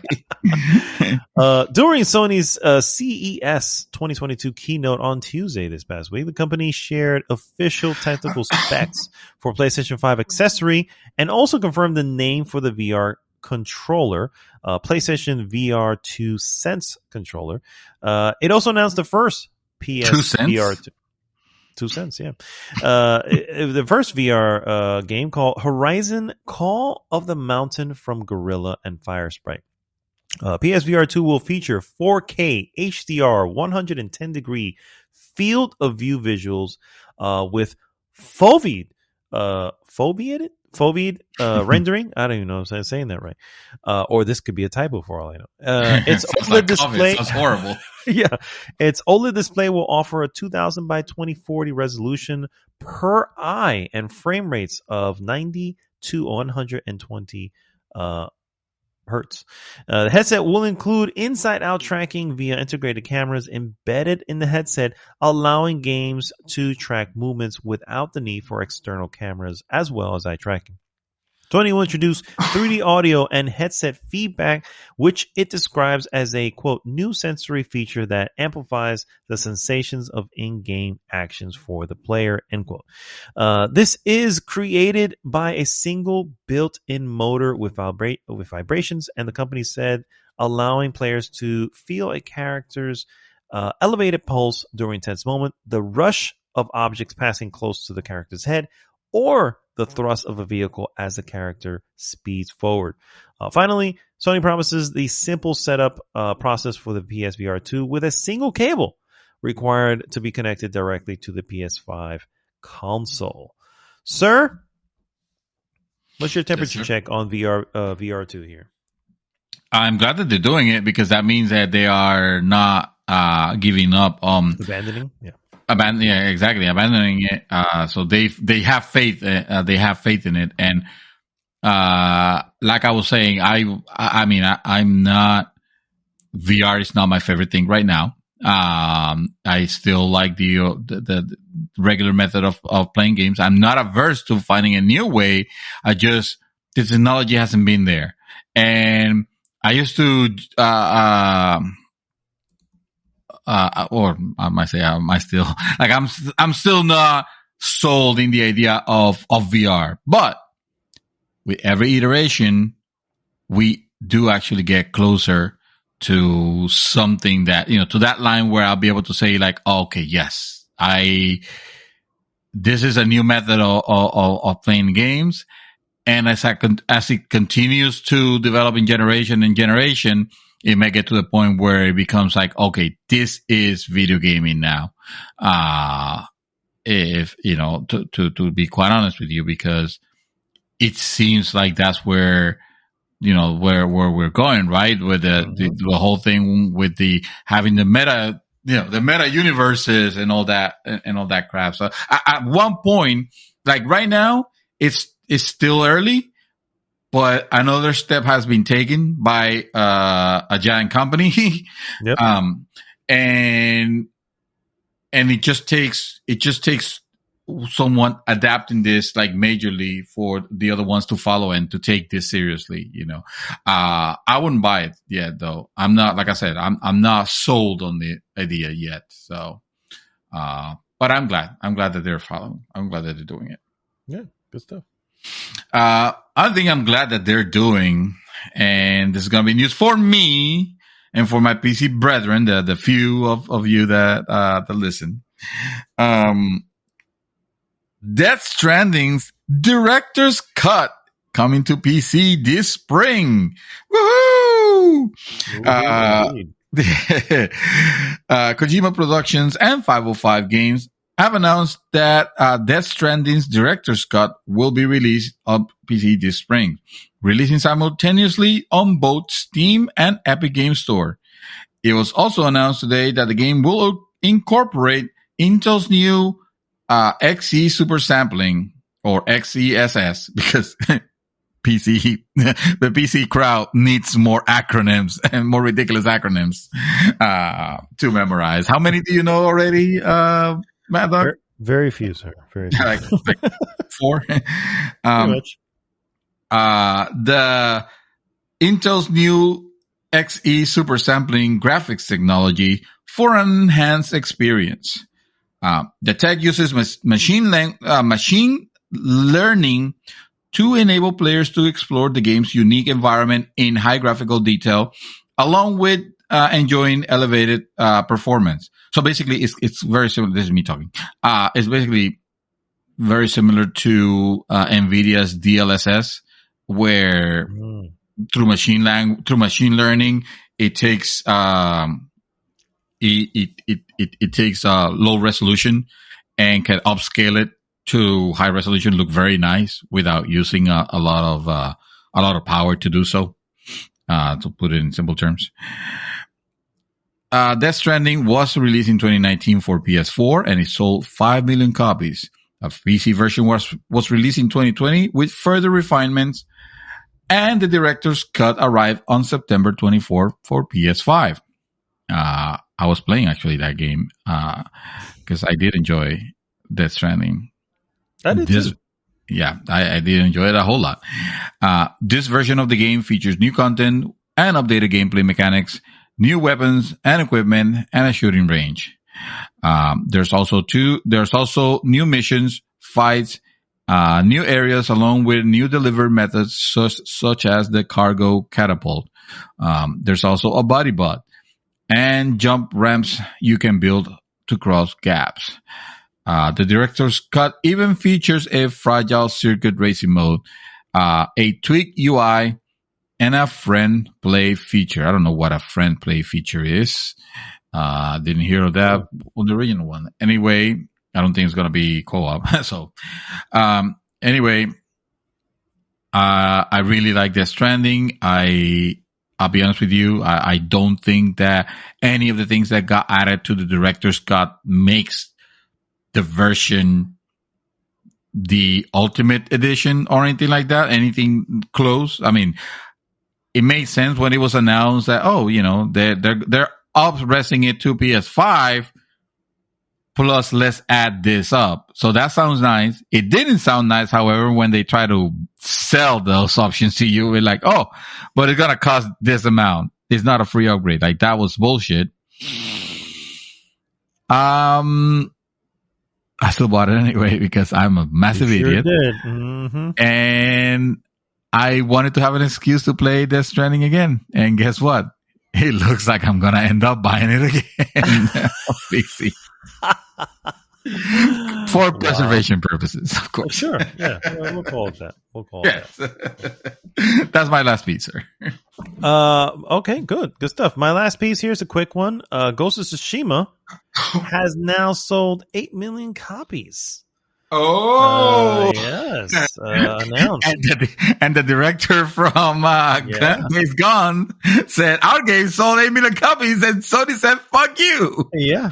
I'm glad. So you stole my punchline. Oh, no. For real? Was that going to be that was the punchline. I literally have that here. God damn it. I am so ashamed, sir. I'm so sorry. It's all right, sir. It's all right. So, in essence, as you just heard, 8 million copies, and of course, the director of Days Gone is believe it or not, apparently they sold 9 million copies and were considered to be a failure. So either Sony doesn't know how to count, or someone's lying. Sir, they just released the VR and they call it VR 2. So they obviously know how to count to 2. Okay. They know how to count to 5. So we're going to go with someone's lying. Or exaggerating bro, it could be that. But that was really it. Ghost of Tsushima, 8 million copies sold. Obviously, they are excited about this. So, Yeah, I don't know. That sounds like a low number. Horizon Zero Dawn is 10 million. God of War is 20 million. Yes. So yeah, maybe it's just a milestone, I guess. Because to be fair, I mean, it's I mean, I know you had your your time with it and but I liked it. I didn't hate it. Don't pay me as a hater.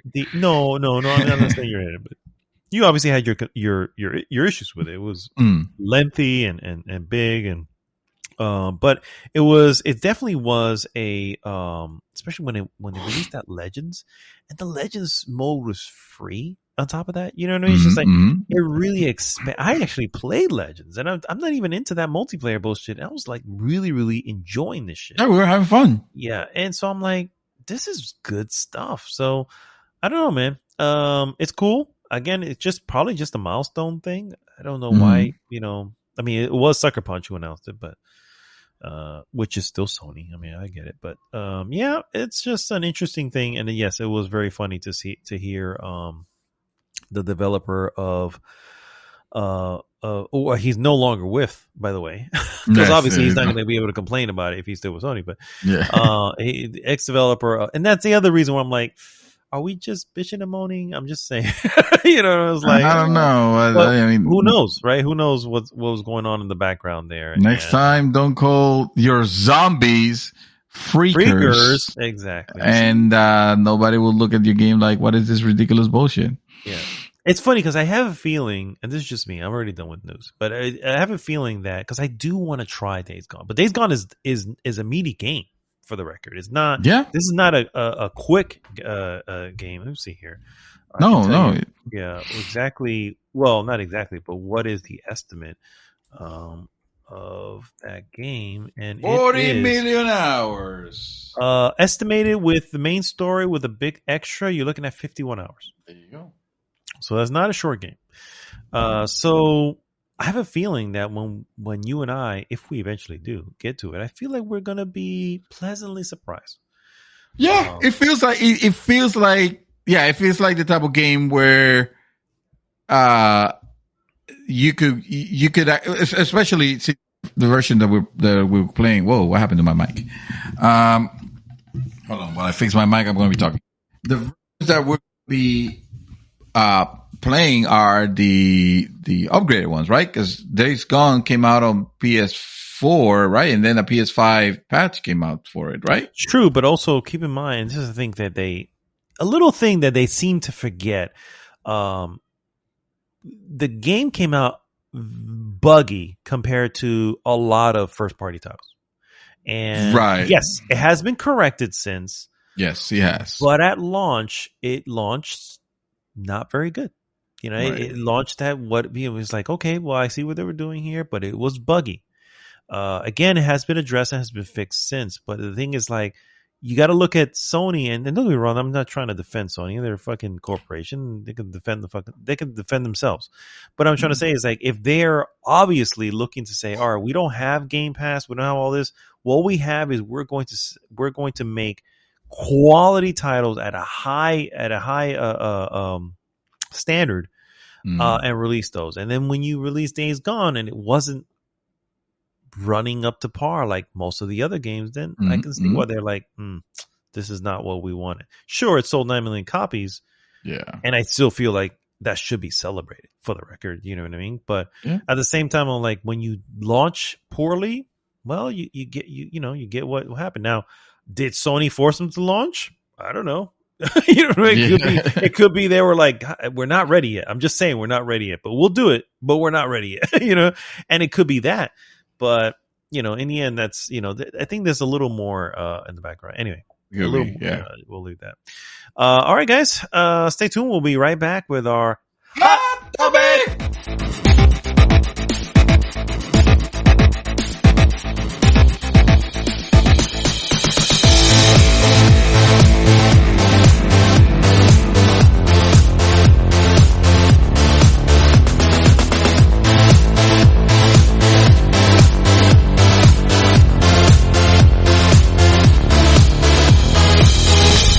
And And we are back with our hot topic of the week. Hot topic! Hot topic again, guys. If you forgot, because it's already been hours since we mentioned it, is our best and worst moments of 2021. And, sir, I feel like you had something pressing to throw out there.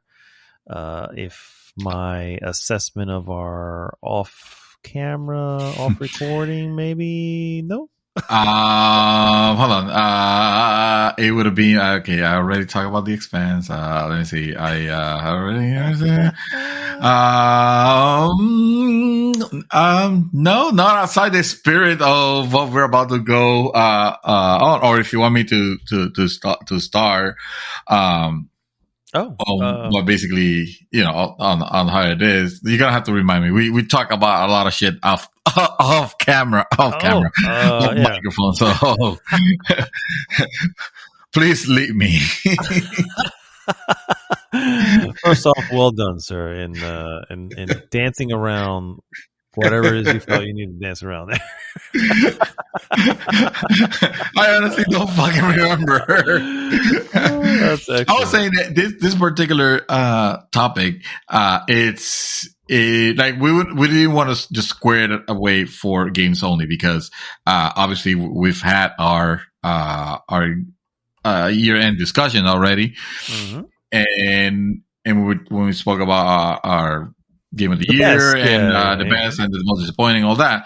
But I'm also not 100% in tune with the I'm not the go-to source for pop culture reference. Let's just say, Gotcha. So I'm gonna keep it to a personal list, and this personal list might sound some of the things you might hear might be very offensive. No, not offensive.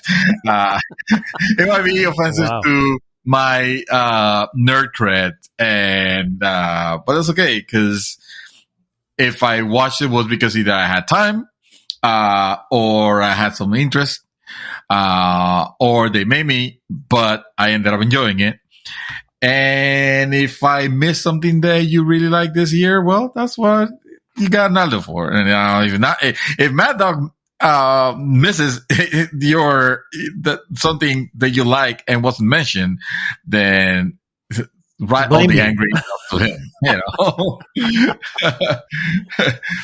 By all means. But with that said, welcome to the 2022-2021 year best and worst. Yeah. Take it away, man. All right, I'm gonna start. I'm gonna start with something more of as a surprise. It was talked about beforehand, and I knew it was in the works. And then this year, it happened, and that was the unexpected revival of G4 TV.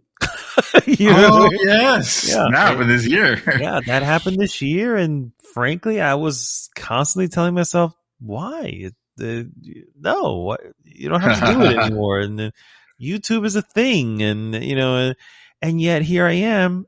There, for the record, I'm watching them on YouTube. That's really where their stuff is. There's still a network apparently set to come where I have no freaking clue, because I don't have TV anymore. So, but they still have a lot of YouTube content, and I find myself watching a lot of it. So yeah. And it's funny because they were when were they? It was like 2000s, early 2000s, maybe. They were. I mean, they were in the beginnings of. I want to say, when did GeForce the TV? Yeah, probably 2010s. I want to say I kind of remember them being there like early. Well, let me see. I think it was earlier than that. When was G4 TV? Launched in 2002. Yeah. See, it was and I think until 2014, I want to say, when they announced that they were just gone. Yeah. 2013. Right. 2013. 2013, yeah. Yeah. Just based on the attack of the show. which was one of their biggest shows. It only lasted to 2013. So right Attack of the around there. Shows and I used to be a big Attack of the Show guy. I used to watch that shit all the time. And of course X-Play and that stuff. But now, I used to watch the screensavers because I was a big nerd. Actually, that was Tech TV. Now that I think about it, that's what happened. Yeah, that was Tech TV. They got together with GeForce and they became GeForce Tech TV. Correct. Yeah. And Tech TV was in the 90s, right? I think they started in the 90s. I mean, it went through the 2000s because, of course, remember the 2000s was the big, like, hey, the internet. Yeah, you're right. So yeah, that's I would say that's probably one of the more interesting things that have happened this year when it comes to gaming. All right, we come to gaming and a little bit of pop culture in there. I will say, I mean, the resurgence of GeForce from the dead. It is one of my favorite things that happened this year. I love and definitely respect the opinion the opinions of Adam Sessler. He always has a way of putting stuff into perspective that cracks me up, but also educates me. Mm-hmm. But also seeing the crew and obviously a bunch of new people and seeing their shows. It's on YouTube, but it is consistent enough to where it almost feels like network. You know, it's mm-hmm. like, hey, if I wanted to watch some GeForce, because what was GeForce? GeForce TV. GeForce at one point it was like just a bunch of reruns. The most part it got to be, you know, the late night particularly was a lot of just bullshit reruns and stuff. Like that. But you gotta have some sort of syndication to keep your network going. So I get it. You know what I mean? But when it's just mm-hmm. that, it's just like, oh, that's all you guys are doing. Okay. You know, and I think American Ninja Warrior took over and that became their number one. And credit to that it was so big that NBC ended up like buying American Ninja Warrior. It's like, it's that big. The last thing they had. And I think that kind of buried G4 TV at that point. So it throws me off a little bit. I still seeing some reviews of really old, well, not really old, of older games that have been released like a couple of years ago. Like I believe there was the review of God of War. That game came out in 2018, mm-hmm. And it was featured there. Like, hey, you know, this is Adam Sessler reviewing. And I was like, okay.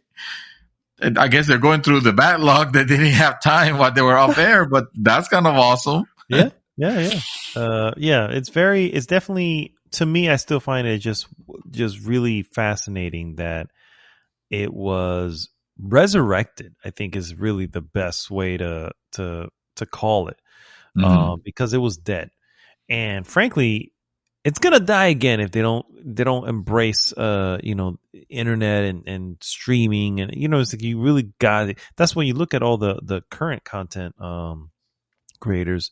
They're everywhere. They're on Twitch, they're on Patreon, they're mm-hmm. all these locations all at the same time, and it's like that's where you got to be. If you're not there, you and there's still a plan for whatever reason for them to become a network again, and I'm just like.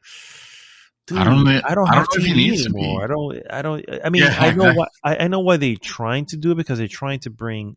I think the main focus is do esports, and really bring esports to the masses. And I'm like, hey, I can appreciate that, and I commend you for doing it. But maybe the masses are not going to be on network TV by the time you try to do this. So maybe just mm-hmm. figure out a way of doing it online somehow. You know what I mean? But I see it more like a streaming service, like a free streaming service that it's financed through ads, like a lot of them that are out there. That it's like, it's free. It's basically free TV that you can watch, and it seems like they have the right format for it. I can see it being something like that rather than trying to have your standard TV. I mean. It almost seems wasteful to try to make it into like its own TV station, because like that seems archaic at this point. Yeah. It would definitely be a wrong move, but that's their plan. That's what they're mentioning. But and give credit to them. They came back. You know what I mean? It's like, well, as much as I don't think it would be a good move, but they ended up still reviving themselves. So I give them some credit for that. So yeah, that's my first one that I wanted to bring up, which was, it kind of got me by surprise. That was a good one. That was a very strong one to start with, and one of the very strong ones that happened this last year. In a negative sense, the most negative way possible, and I'm just gonna throw this one's first here just to get it out of the way because it's the one that left a bad taste on everybody's mouth. Oh, I think you're going with this. Oh yeah, we know very clearly. It rhymes with lizard. Yes, the fucking Geico lizard. Fuck that guy. California sues Activision Blizzard, alleging culture of sexual harassment. And this type of news kind of broke up around the month of August, where the California Department of Fair Employment, I think it was, Fair Employment and Housing, filed a civil lawsuit against Activision Blizzard, alleging that multiple female employees were subjected to gender discrimination, sexual harassment, and unequal pay. This is how it started. Already. Obviously, the investigation went up to uncover some even nastier work environment, in general, that has been happening for years, for decades, I think of this. It's like, and that has been fostered like that, and not only that, to make matters even worse, as if they could possibly become even worse. But their own CEO, Bobby Kotick, being aware of this kind of behavior and doing absolutely nothing about it, makes him certainly very complicit in whatever suits and are brought against. Mm-hmm. And obviously suits have come left and right for them, including from their own shareholders. I think. It scares me to think that this might just become the news piece for a little bit, and then everyone pretends, like the higher ups try to cover up or pretend that nothing's happening, and everybody focuses on something else. And next thing you know, Bobby Kotick is still at the helm, and he's still being as shitty as he's always been. Yeah. And yes, there have been some layoffs from some major names that were tied to directorial and definitely different parts of the company, writers, game designers. It was a shitty situation, man. It is absolutely abhorrent.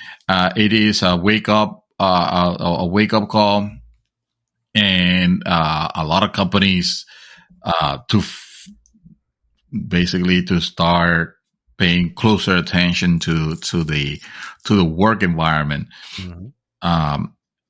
Something they should have been doing to begin with, because Activision isn't new. They're not a corporation that suddenly sprouted up in the last 5-10 years. They've been around for forever, and it's just like the practices.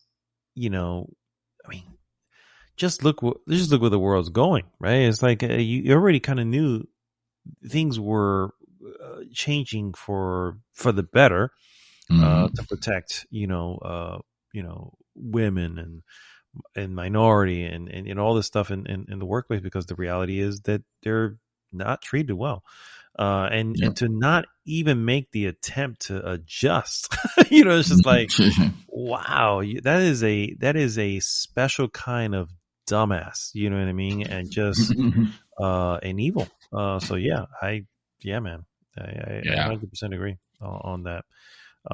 Big, another surprise. I mean, surprise in the sense that it came to light. Is it possible? Yeah, it's just fucking possible in any company. So I'm not surprised that it came up. But Oh yeah, that was surprised that Activision Blizzard yeah. was the one that did, and how embedded it was. You know what I mean? That's a great. It's just like part of their culture is essentially what we have, and it's like, man, they really just suck. You know what I mean? In all aspects of that word. You know what I mean? It's just like they just really are crummy. So, that's a great one. It's a great one. I know we're sticking to gaming here, but I do want to quickly throw this one in here, and as me being, sort of a Sony head, when it comes to my gaming. Not that I have anything against any other consoles or PC or anything like that. I don't have anything against it. It's just this is the ecosystem that I am frequenting. It's like that's you, for instance, you would immediately see, is it on PC? I'm going to get the PC version first. For me, I'm going, is it on PlayStation? If it's not, when is it coming to PlayStation? Because I can wait. You know what I mean? It's one of those things. So for me, I think the acquisitions this year for Sony have proven relatively strong. You know what I mean? Starting with Housemarque, which is the Returnal developer.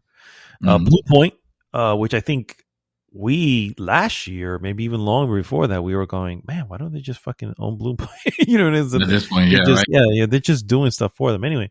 At this Bluepoint. Yeah, exactly. And then smaller companies, Firesprite, Nixus, and then Valkyrie Entertainment, all join the team, the family, as I like to call it, which is good. I think this strengthens their output, right? You have Housemarque, which at this point might as well been a first party as well.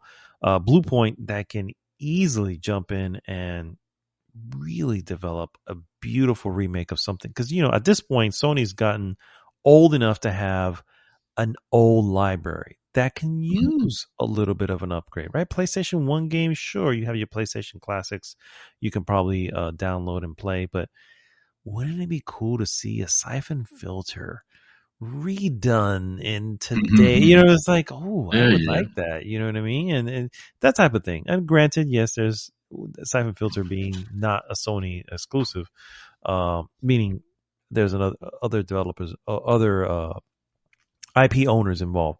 But yeah, it's one of those things like, oh man, you never know. They can make that happen and then get Bluepoint involved to maybe deliver us the next chapter in that story, and that, or a remake of the original chapter. It's just like, it's a cool get. Housemarque, I think, was always a great get. They, I love fucking Returnal. Still my favorite game of this year. And then man, Nixus Software is going to really secure great ports to PC of first party, top of the line games. Why wouldn't you want that? So in a smart way too, because it allows the game to come out first on Sony platforms, and then later on be imported.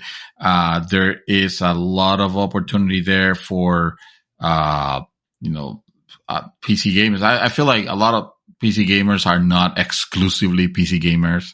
If you got into gaming on PC, it's probably because you at least own a console. Also, you've dabbled. Yeah.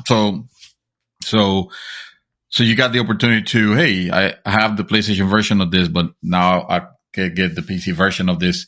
My favorite game, let's say, why not? I'll jump on it. That's usually how they end up selling at least a million more copies or two of a particular franchise. And I don't think this would have happened. We wouldn't have had that.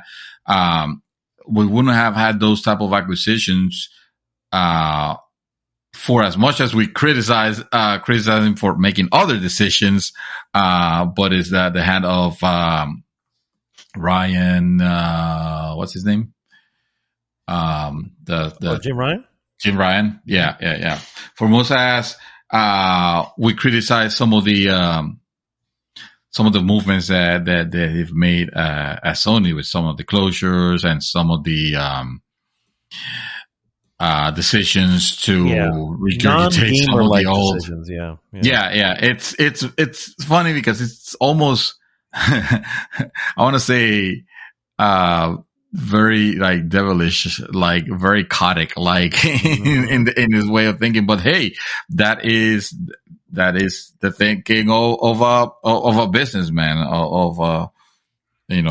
say what you will about, say what, Bobby Kotick might be the devil, but he is a businessman. He's definitely, like, nobody can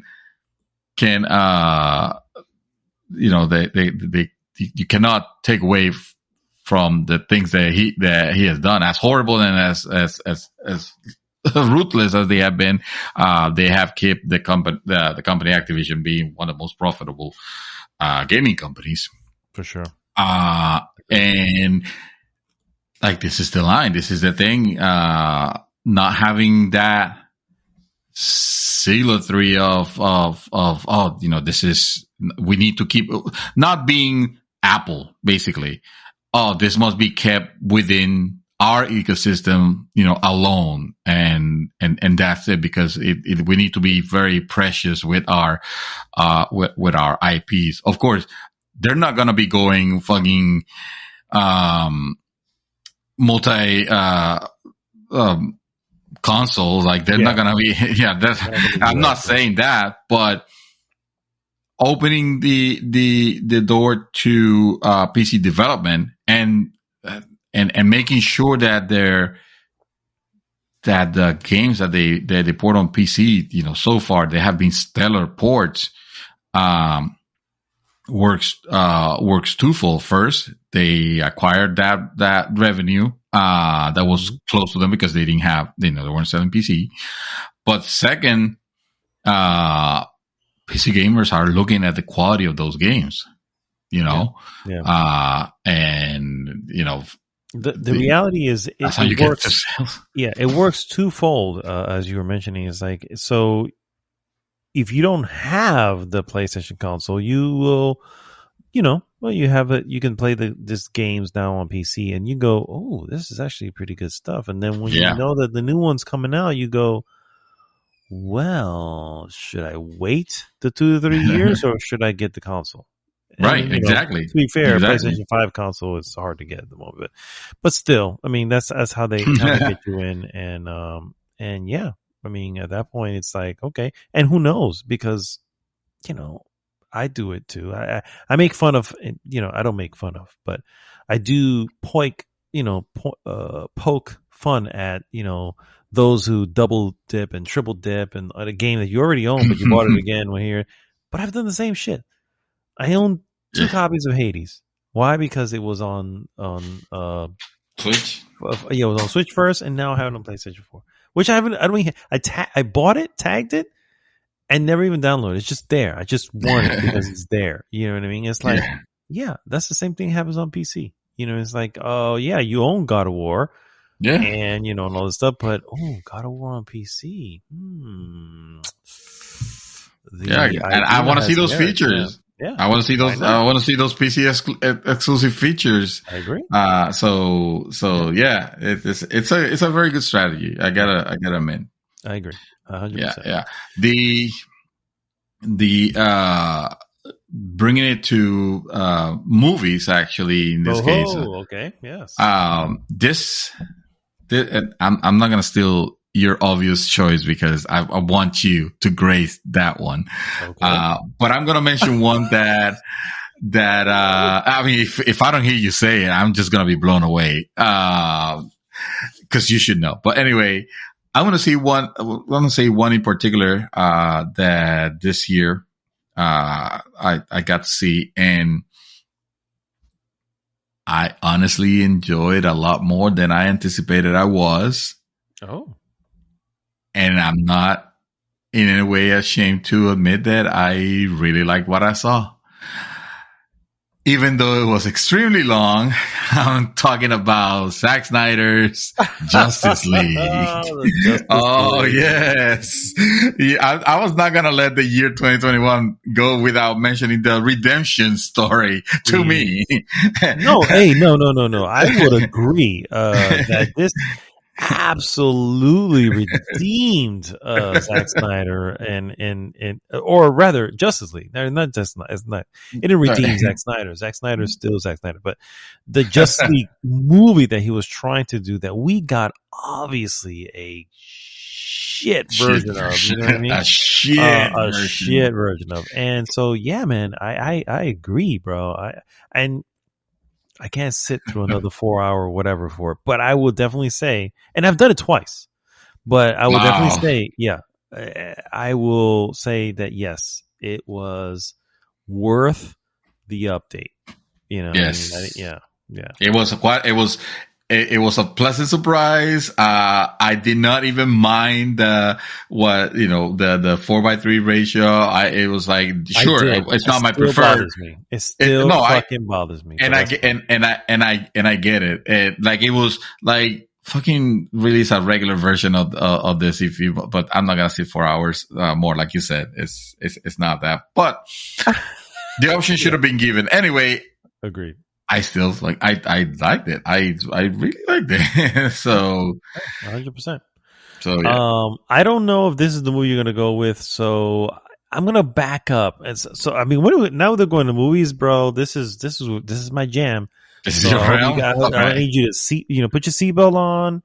Hold on tight, embrace yourself, because should I hold on to my butts? Yeah, hold on to your butts, Okay. because we're gonna fast and furious on this bad boy. So first off, shit. one of my worst. It's not my worst, but definitely one of my worst, or one of my biggest disappointments. And it really shouldn't be a disappointment because I should have fucking saw it coming. But getting to the MCU, Black Widow was shit. I still say it was shit. I know you enjoyed it a little bit more than I did, but I think I will not dispute that, though. shit. I enjoyed it a little bit more, but I will not dispute that this is not the hill I'm going to die. Yeah, and what's worse is that, whatever. Scarlett Johansson, I get you. You're looking to make money on all this bullshit. You were expecting the movie to make $1 billion, and it's like, no. This was not going to make $1 billion just because all the other ones prior to it. First of all, it was a prequel, which already set it up for failure. Because it's like, so there's no stakes, is what you're telling me, right? Because you're not in any danger. What happens at the end? Yeah, exactly. So, I'm going to list that on one of the worst movies of 2021, sir. One of my favorites will hands down have to go to easily Dune. Okay, I fucking there it is. love Dune. I get all the criticism and that it left everything on a subpar note. In the sense that you want to end your film on a grand moment, right? Even if you're not finishing the story, you want to finish, and I get that. But I still enjoyed everything. I love Denis Villeneuve and everything he brings to it. He clearly loves that story, loves sci-fi. If you watch any of the shit he's done before that, and it's just like, okay, clearly he wants to elevate sci-fi. It's like, just because it's sci-fi doesn't mean that it can't look gorgeous and be thought-provoking and all this stuff. And yes, Dune, guys. If you haven't watched it, I can't wait for it to come back on freaking HBO Max, because I already watched it twice there, and I look forward to watching it again because it's like, you're buying it. You're buying honestly, it. I do, but I want to. This is one of those I want to do a physical on because I want to do the ultra 4K, and I want to do for instance, the thing I did with Tenet. Like, I own Tenet digitally, but I also own it on the 4K Blu-ray.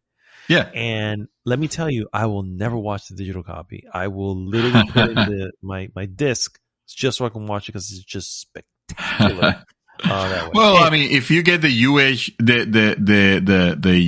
UHD version, the Ultra HD that they call it.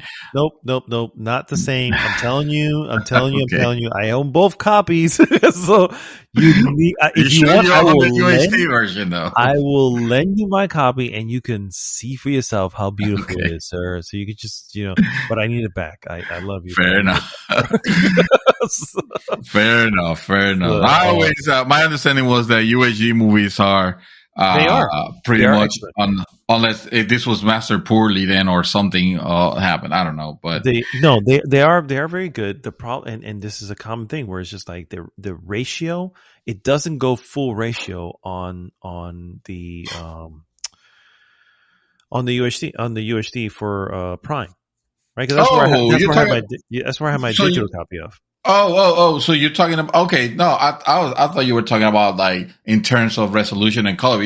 Yeah. Yes, you're talking, they're not making the 16, the proper, correct. 16, but that's because they're trying to have the cinema, they're trying to push the cinematic. I need the original. I need what the creator intended. Well, that widescreen. It's usually, I could be wrong. I'm thinking movie theaters. Movie theaters, they tend to go for that wide, for that wide format, unless it's IMAX. IMAX is the one that gives you the tall. Yes. And Tenet was one of those that pushed the IMAX. You know what I'm saying? Okay. So that's what gotcha. I'm telling you. I'm going to lend you this film, sir. And no, I know that difference. Yeah. I know exactly that difference. I don't know if you watched it that way. So I haven't. I haven't. So that's why I want to say, hey, throw it on. You don't have to watch it all. Just go to the big moments. You know what I mean? And just kind of enjoy it from there. So I need to watch. I need to watch that movie. I can't remember. I need to watch it a second time so I can find and fucking understand it. Fair enough. I'm gonna say movie that actually I'm gonna leave this for later because I already gave let's see, I gave my high note. Let me get my low note out of the way. Okay. Yeah. My other low note of this year, unfortunately, I had to give it to Rockstar Games. Oh. What the fuck were you thinking? You guys create the GTA games and the quality on those games, and I'm sorry, not just the GTA games. What am I talking about? Red Dead Redemption says hello. Red Dead Redemption 2, that game might as well be a movie level quality, perfection, amazingness. Frankly, I've been this close to just getting the game solely just to see how it looks on my screen. That's it. Not to play it to completion, not to have any qualms about, just to run a couple benchmarks on it and see how it looks. But I haven't done so.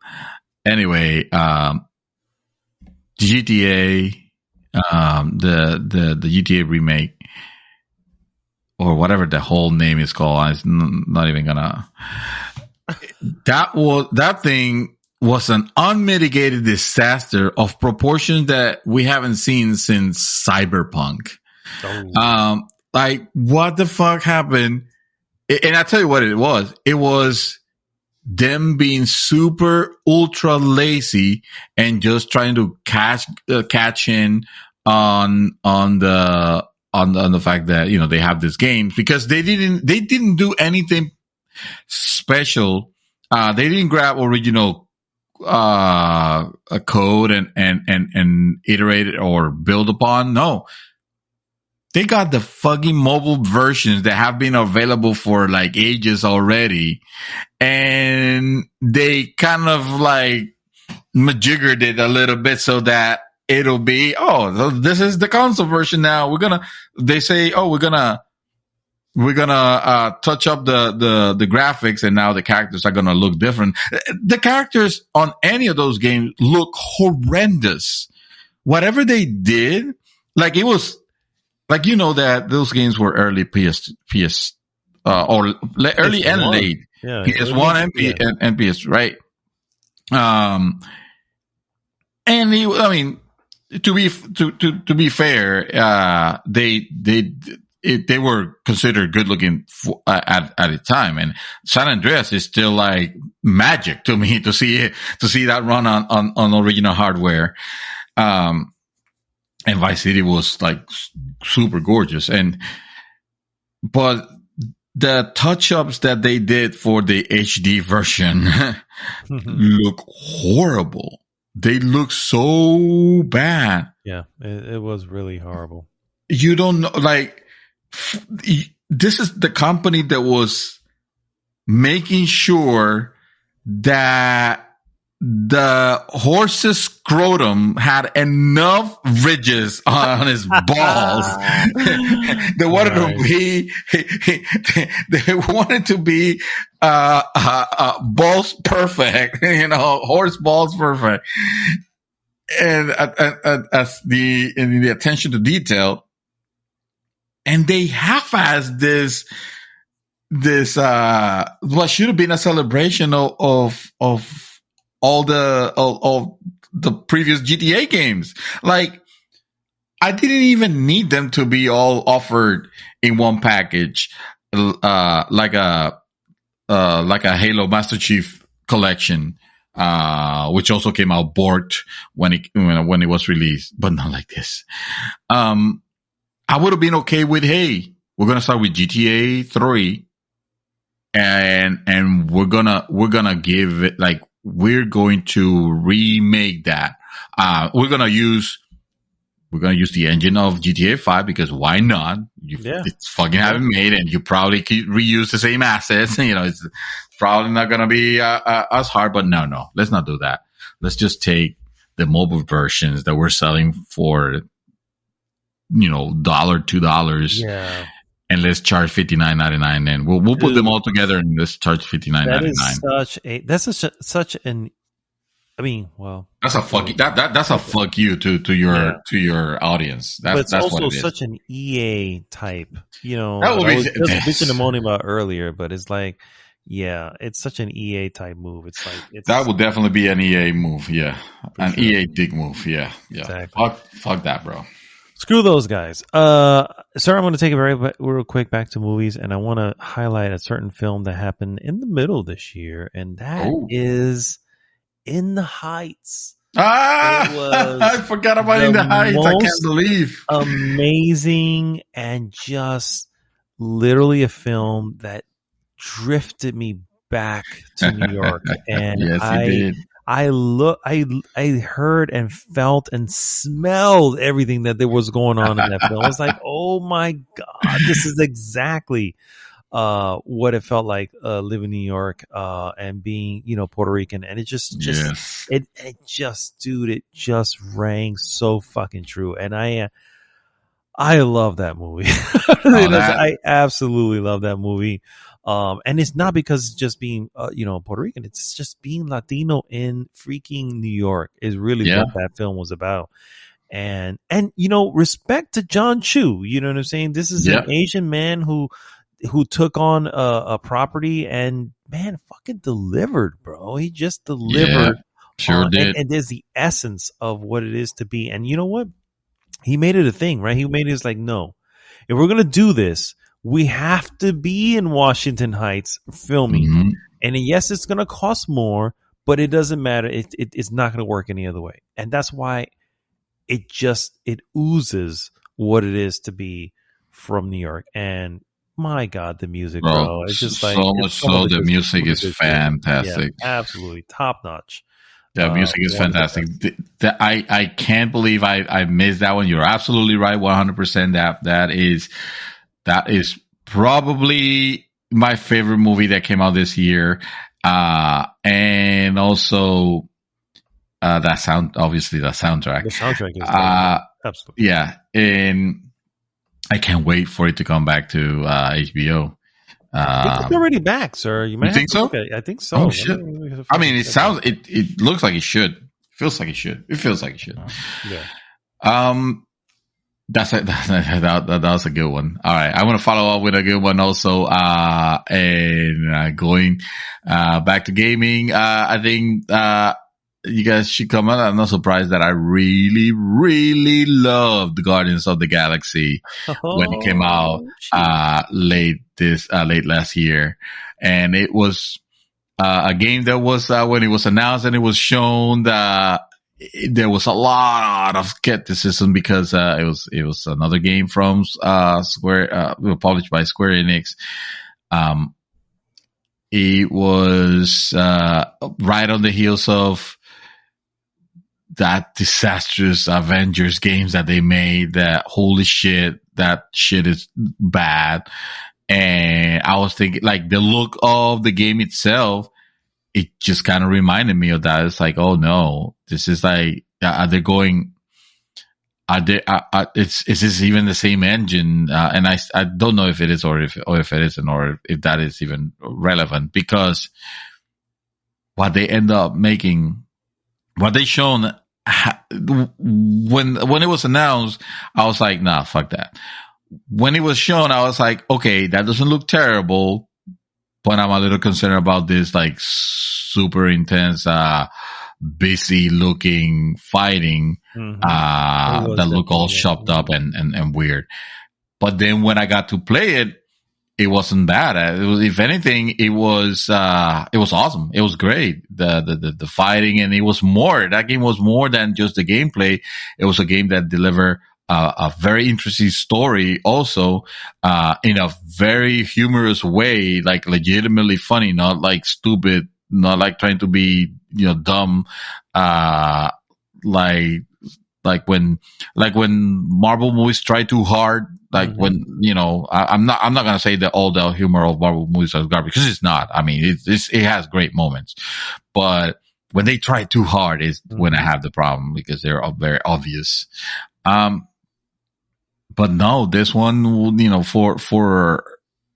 for what they ended up delivering, was fantastic. I mean, it was probably my game, one of my favorite games of last year, and what a pleasant surprise that came up. And one of those games that I definitely, I'm saying, like, oh yeah, maybe not immediately, but I'm gonna play you again, because I had a blast with it.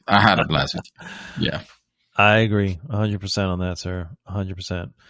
I want to give a shout out to a TV property. It falls into the TV property, so that's why I want to give a shout out to. But I mean, sir, how freaking awesome was Arcane, and the amazing delivery of a damn series that rivals live action series. Listen, movies, TVs. Arcane is the reason I'm trying to pay my debt to you with The Expanse. Thank you very much. Arcane was it is the absolute 100% series. I want you brought it up. You talk about it. I love it. No, I mean, it's straight five from me. Yeah, we have spoken. We've just spoken completely about this. It is an excellent series. There is zero reason not to watch it. It is not for kids. However, it is for adults, and not in the sense of, anything else.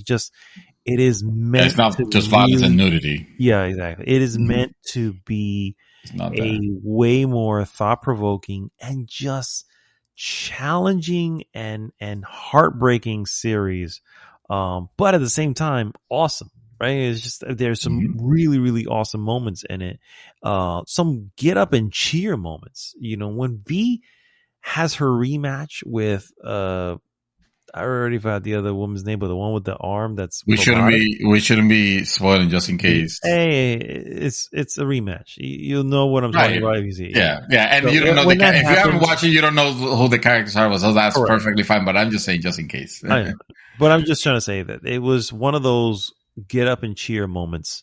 You know what I mean? Where it's just Yeah. like, hell freaking yeah. And the way it is created, it's just, dude, it's spectacular. It's spectacular. It completely caught me off guard. I was in shock of how good it was that I ended up rewatching it again with my wife. She actually dug it. I told you about it, and I am so happy you dug it. You know what I mean? It's just like, and I'm just like telling everybody, freaking Chaos has watched it. Freaking Dark, I'm trying to tell him, dude, what are you doing with your life? Wait, what? Dark hasn't watched. Dark wasn't seen it. No, he has not seen it. No. Kicking from the group. Kicking from the group. After all the YouTube videos that I sit and watch for him, you're gonna tell me he hasn't watched Arcane? That's just disgraceful. That is an offense to your friends, to your buddies.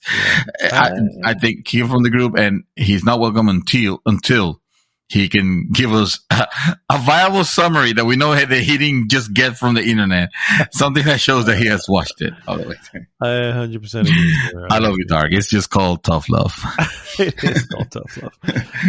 Dark is still my favorite character of 2020. Let's remember that I voted him. And my you know what? favorite That character of carries 2020. over. Yeah, that carries over to 2021. We all know. Yeah. Oh, I mean, he would have destroyed, but I mean, we gotta give chance to the players, you know? Sure. Yeah. Yeah. Fun fact. What's her name? Shuren Dashlu. I don't know if that's how you pronounce it. I don't know. I'm sure that's not how you pronounce it, but, just try to look it up. Shuren or Shoren Dashlu. She played a character named Grayson on Arcane, and she's also featured on. She's also a character on The Expanse, and she's the reason why I like them both. Okay. She's just fucking fantastic. Yeah. No, gosh, she's so good. I've seen her in many other things, so I know who she is. She's so good. I literally recognize her voice immediately in her voice is very particular. My wife picked her, and absolutely. I absolutely loved, I need to watch more stuff that she's been in. Yeah. Shit, I can freaking send you stuff like that, yeah. Please, by all means. Real quick, I want to throw this movie out here that I think I probably mentioned early in the year, and you may have just, in one ear out the other, but The Green Knight. I own this remember The Green Knight, yes. 4K version on Prime as well. One of the two films that I own from this year digitally. This is an adaptation of a sort of a poem, almost like a fairy tale of King Richard's. No, is it King Richard's or who's the not King Richard? Fucking. Who's the knight? The knight of the Richard, right? You're talking the Round Table, right? The Knights of the Round Table. It's the Knights of the Round Table. There's Arthur. Thank you, Arthur. So King Arthur's nephew, I think it is. It's like a fairy. King Arthur obviously is not real. So this is a fairy tale spin-off of a fairy tale that has been told many. There are books and even children's books and stuff like that, but this is the adult version of this fable, if you will.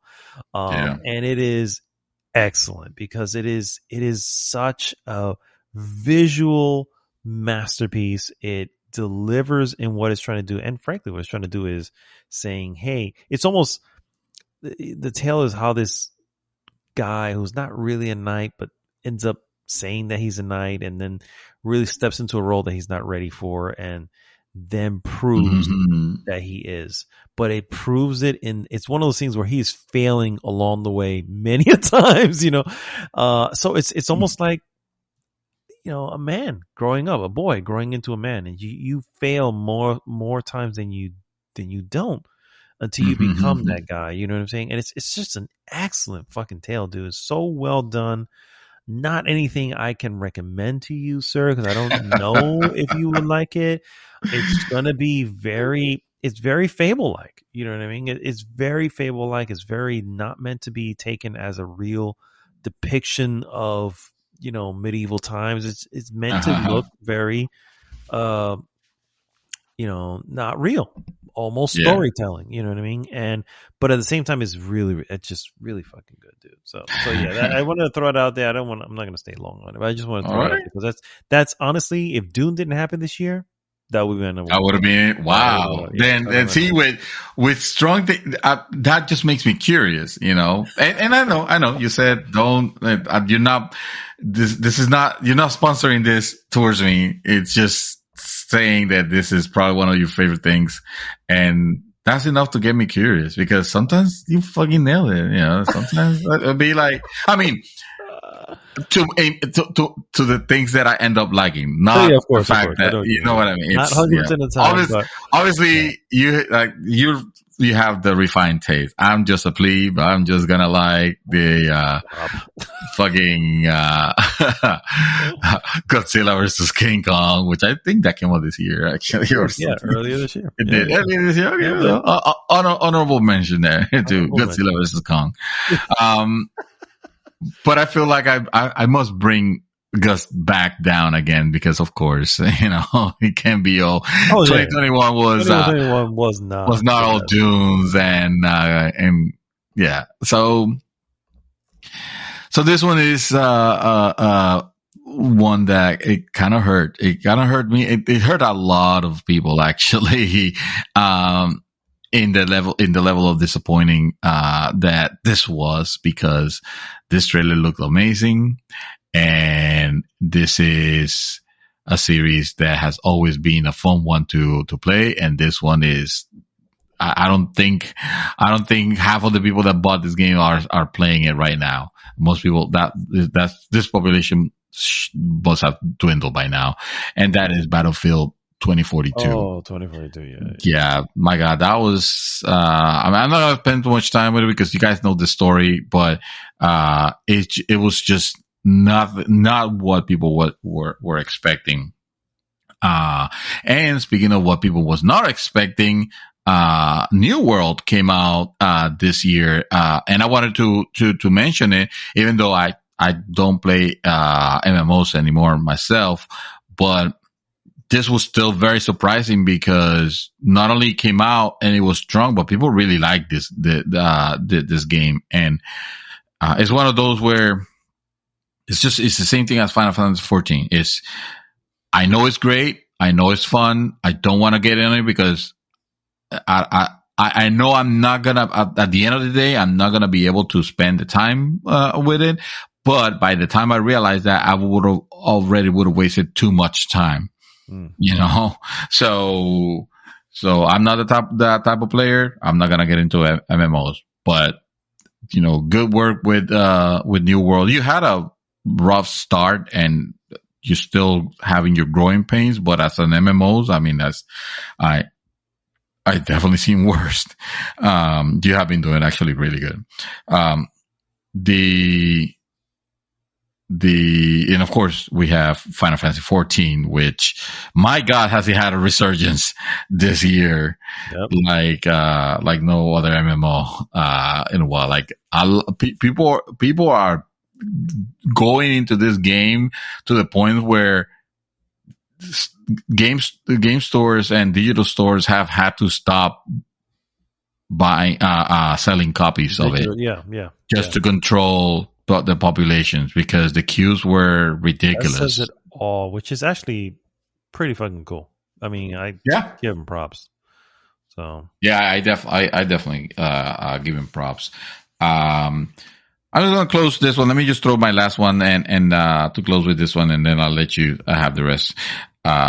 And I was gonna say that I still think that it was a hard disappointment for Balam Wonderworld to fail so badly, because I really wanted that game to be good, because I wanted to, like, after my experience with Mario Galaxy, like, I wanted to have that whimsical game experience again, and Mario Galaxy was one of the best that gave me that whimsical experience, and I was hoping that the makers of Balam, the famous Uji Naka from Sonic fame, would have been able to deliver, but evidently they had big ambitions, but poor vision.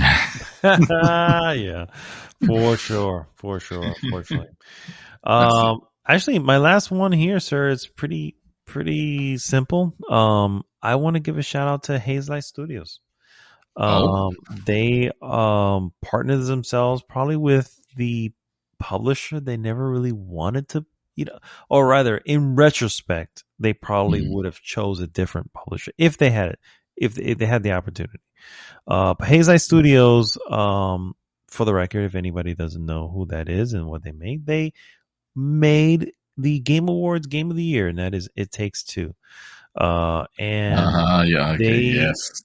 partnered themselves with EA, and I think the comment that Yosef made at the one of the Game Awards when he said "fuck the Oscars," and I think if you really go back and just look at the entire thing that was going on and what was going on at the very time, I think he realized he's like, shit, EA was shit at that point. It was absolute shit at that point, and he was saying "fuck the Oscars" to say "fuck the publisher." You know what I'm saying? Just look at what we're doing, and I think that gets lost, and some people may not see it, and I think this year for him to receive the honor of Game of the Year from Game Awards, mind you, you know what I'm saying? Let's be Yeah. real. Game Awards is more of a popularity contest, but that says a Mhm. lot. You know what I mean? And to say that It Takes Two takes it, I don't know, man. I That was a happy am. moment. That was a Oh, very happy dude, I moment. leaped. I Yeah. leaped. I was like, oh my god, I can't believe they, because I was, dude, I was positive someone else was going to win. There's just no Yeah. way. And to see it take it, I The was way just of the like, world dictated that this game was correct. not to win. Correct. And it And did, yet it did. and it nailed it. And I'm happy for Hazelight Studios. I think this is a good thing for them because remember, they are not owned by EA. They were just partnered with EA. They are an indie studio, and they were part of an initiative that EA had to help some indies to get things going. And so I feel like I would love to see them do their own thing, be that like Super Giant Games, where Super Giant Games doesn't use anybody else. They just manage on their own. And yes, does it take longer and it's more costly and whatever? Yes. But their products speak for themselves. And I think Yeah. that's what allows them to keep going. And I think Hazelight Studios has that opportunity now. So I want to shout out Hazelight Studios. It Takes Two. And I can't do. I'm like desperate. I told my wife, I think yesterday, I was like, honey, don't you want to play this game with me? Come on now, we'll take it slow. That's the difficult part. That's Yeah, actually that is the the final boss is the first boss. It is, and I'm just like, man, if I could just get it going one day, and because the other thing, I was like, I was like, I'm not saying now, just saying, hey, can we set up a day where we can just, we know what's gonna happen, we can just get into this, and I think you'll enjoy it, just lay the groundwork, but I am desperate to fucking play that game, bro, and I Yeah, desperately me want to too. play with my wife. It's just like I feel like this is just one of those. You know what I mean? That's what And it was made for. it was, yeah, absolutely. So yeah, that's what we got, guys, for the best and worst moments of 2021. I'm sure there are plenty more, and I'm sure you guys were expecting us to mention something about Britney Spears and the new, Oh shit, I forgot. My bad, Bennifer guys. and all this other, yeah, that shit. Yes, I'm sure I guess important to certain people, but not us. Special shout out to Squid Game. I do want to say Squid Game was a surprise. It was one of those hits where it's like everybody's talking about it. I'm just like, whatever. Oh, I Squid don't Game, even want to. yeah. I don't even want to look at it. And then we watched it, and I gotta say, we were hooked. I was like, oh, it's actually pretty good. So shout out to that one. But yeah, Britney Spears, I guess she's free now. Good stuff for you. Not hating or anything. Just I don't care. So anyway, other than that, guys, that's all we have for this week. As always, thank you so much for tuning in. If you haven't already, please go to goodgame.rocks and join the conversation there. And please like, subscribe, share podcast with everyone. This is Mad Dog signing off this week. I was going to say something, but I got nothing to say. So we're just going to throw it over to Mr. I think something about fear being the mind killer. Fear is the mind killer, as always. Okay. But I was thinking of something else. But anyway, it doesn't matter. Mr. Dream Twister, take us home. Let's see if I can salvage this. I was gonna say that I didn't mention it in my list of best of worst, but it was obviously best thing, and that is the series The Expanse. Again, I'm a big fan. I'm loving that series so much. Season 6 out now, and apparently it's wonderful. 6 seasons only, and then you can do it. You're done. Yeah, and that's actually doable. That's actually very, very doable. It's very doable. My neighbor did it in like a week and a half. So yeah, but some folks have nothing going on. No, just kidding. I kid. Not at 2 in the morning. I'm one of those folks. So let's be real. I'm one of those folks. All right, guys. So we'll see you next week. GG!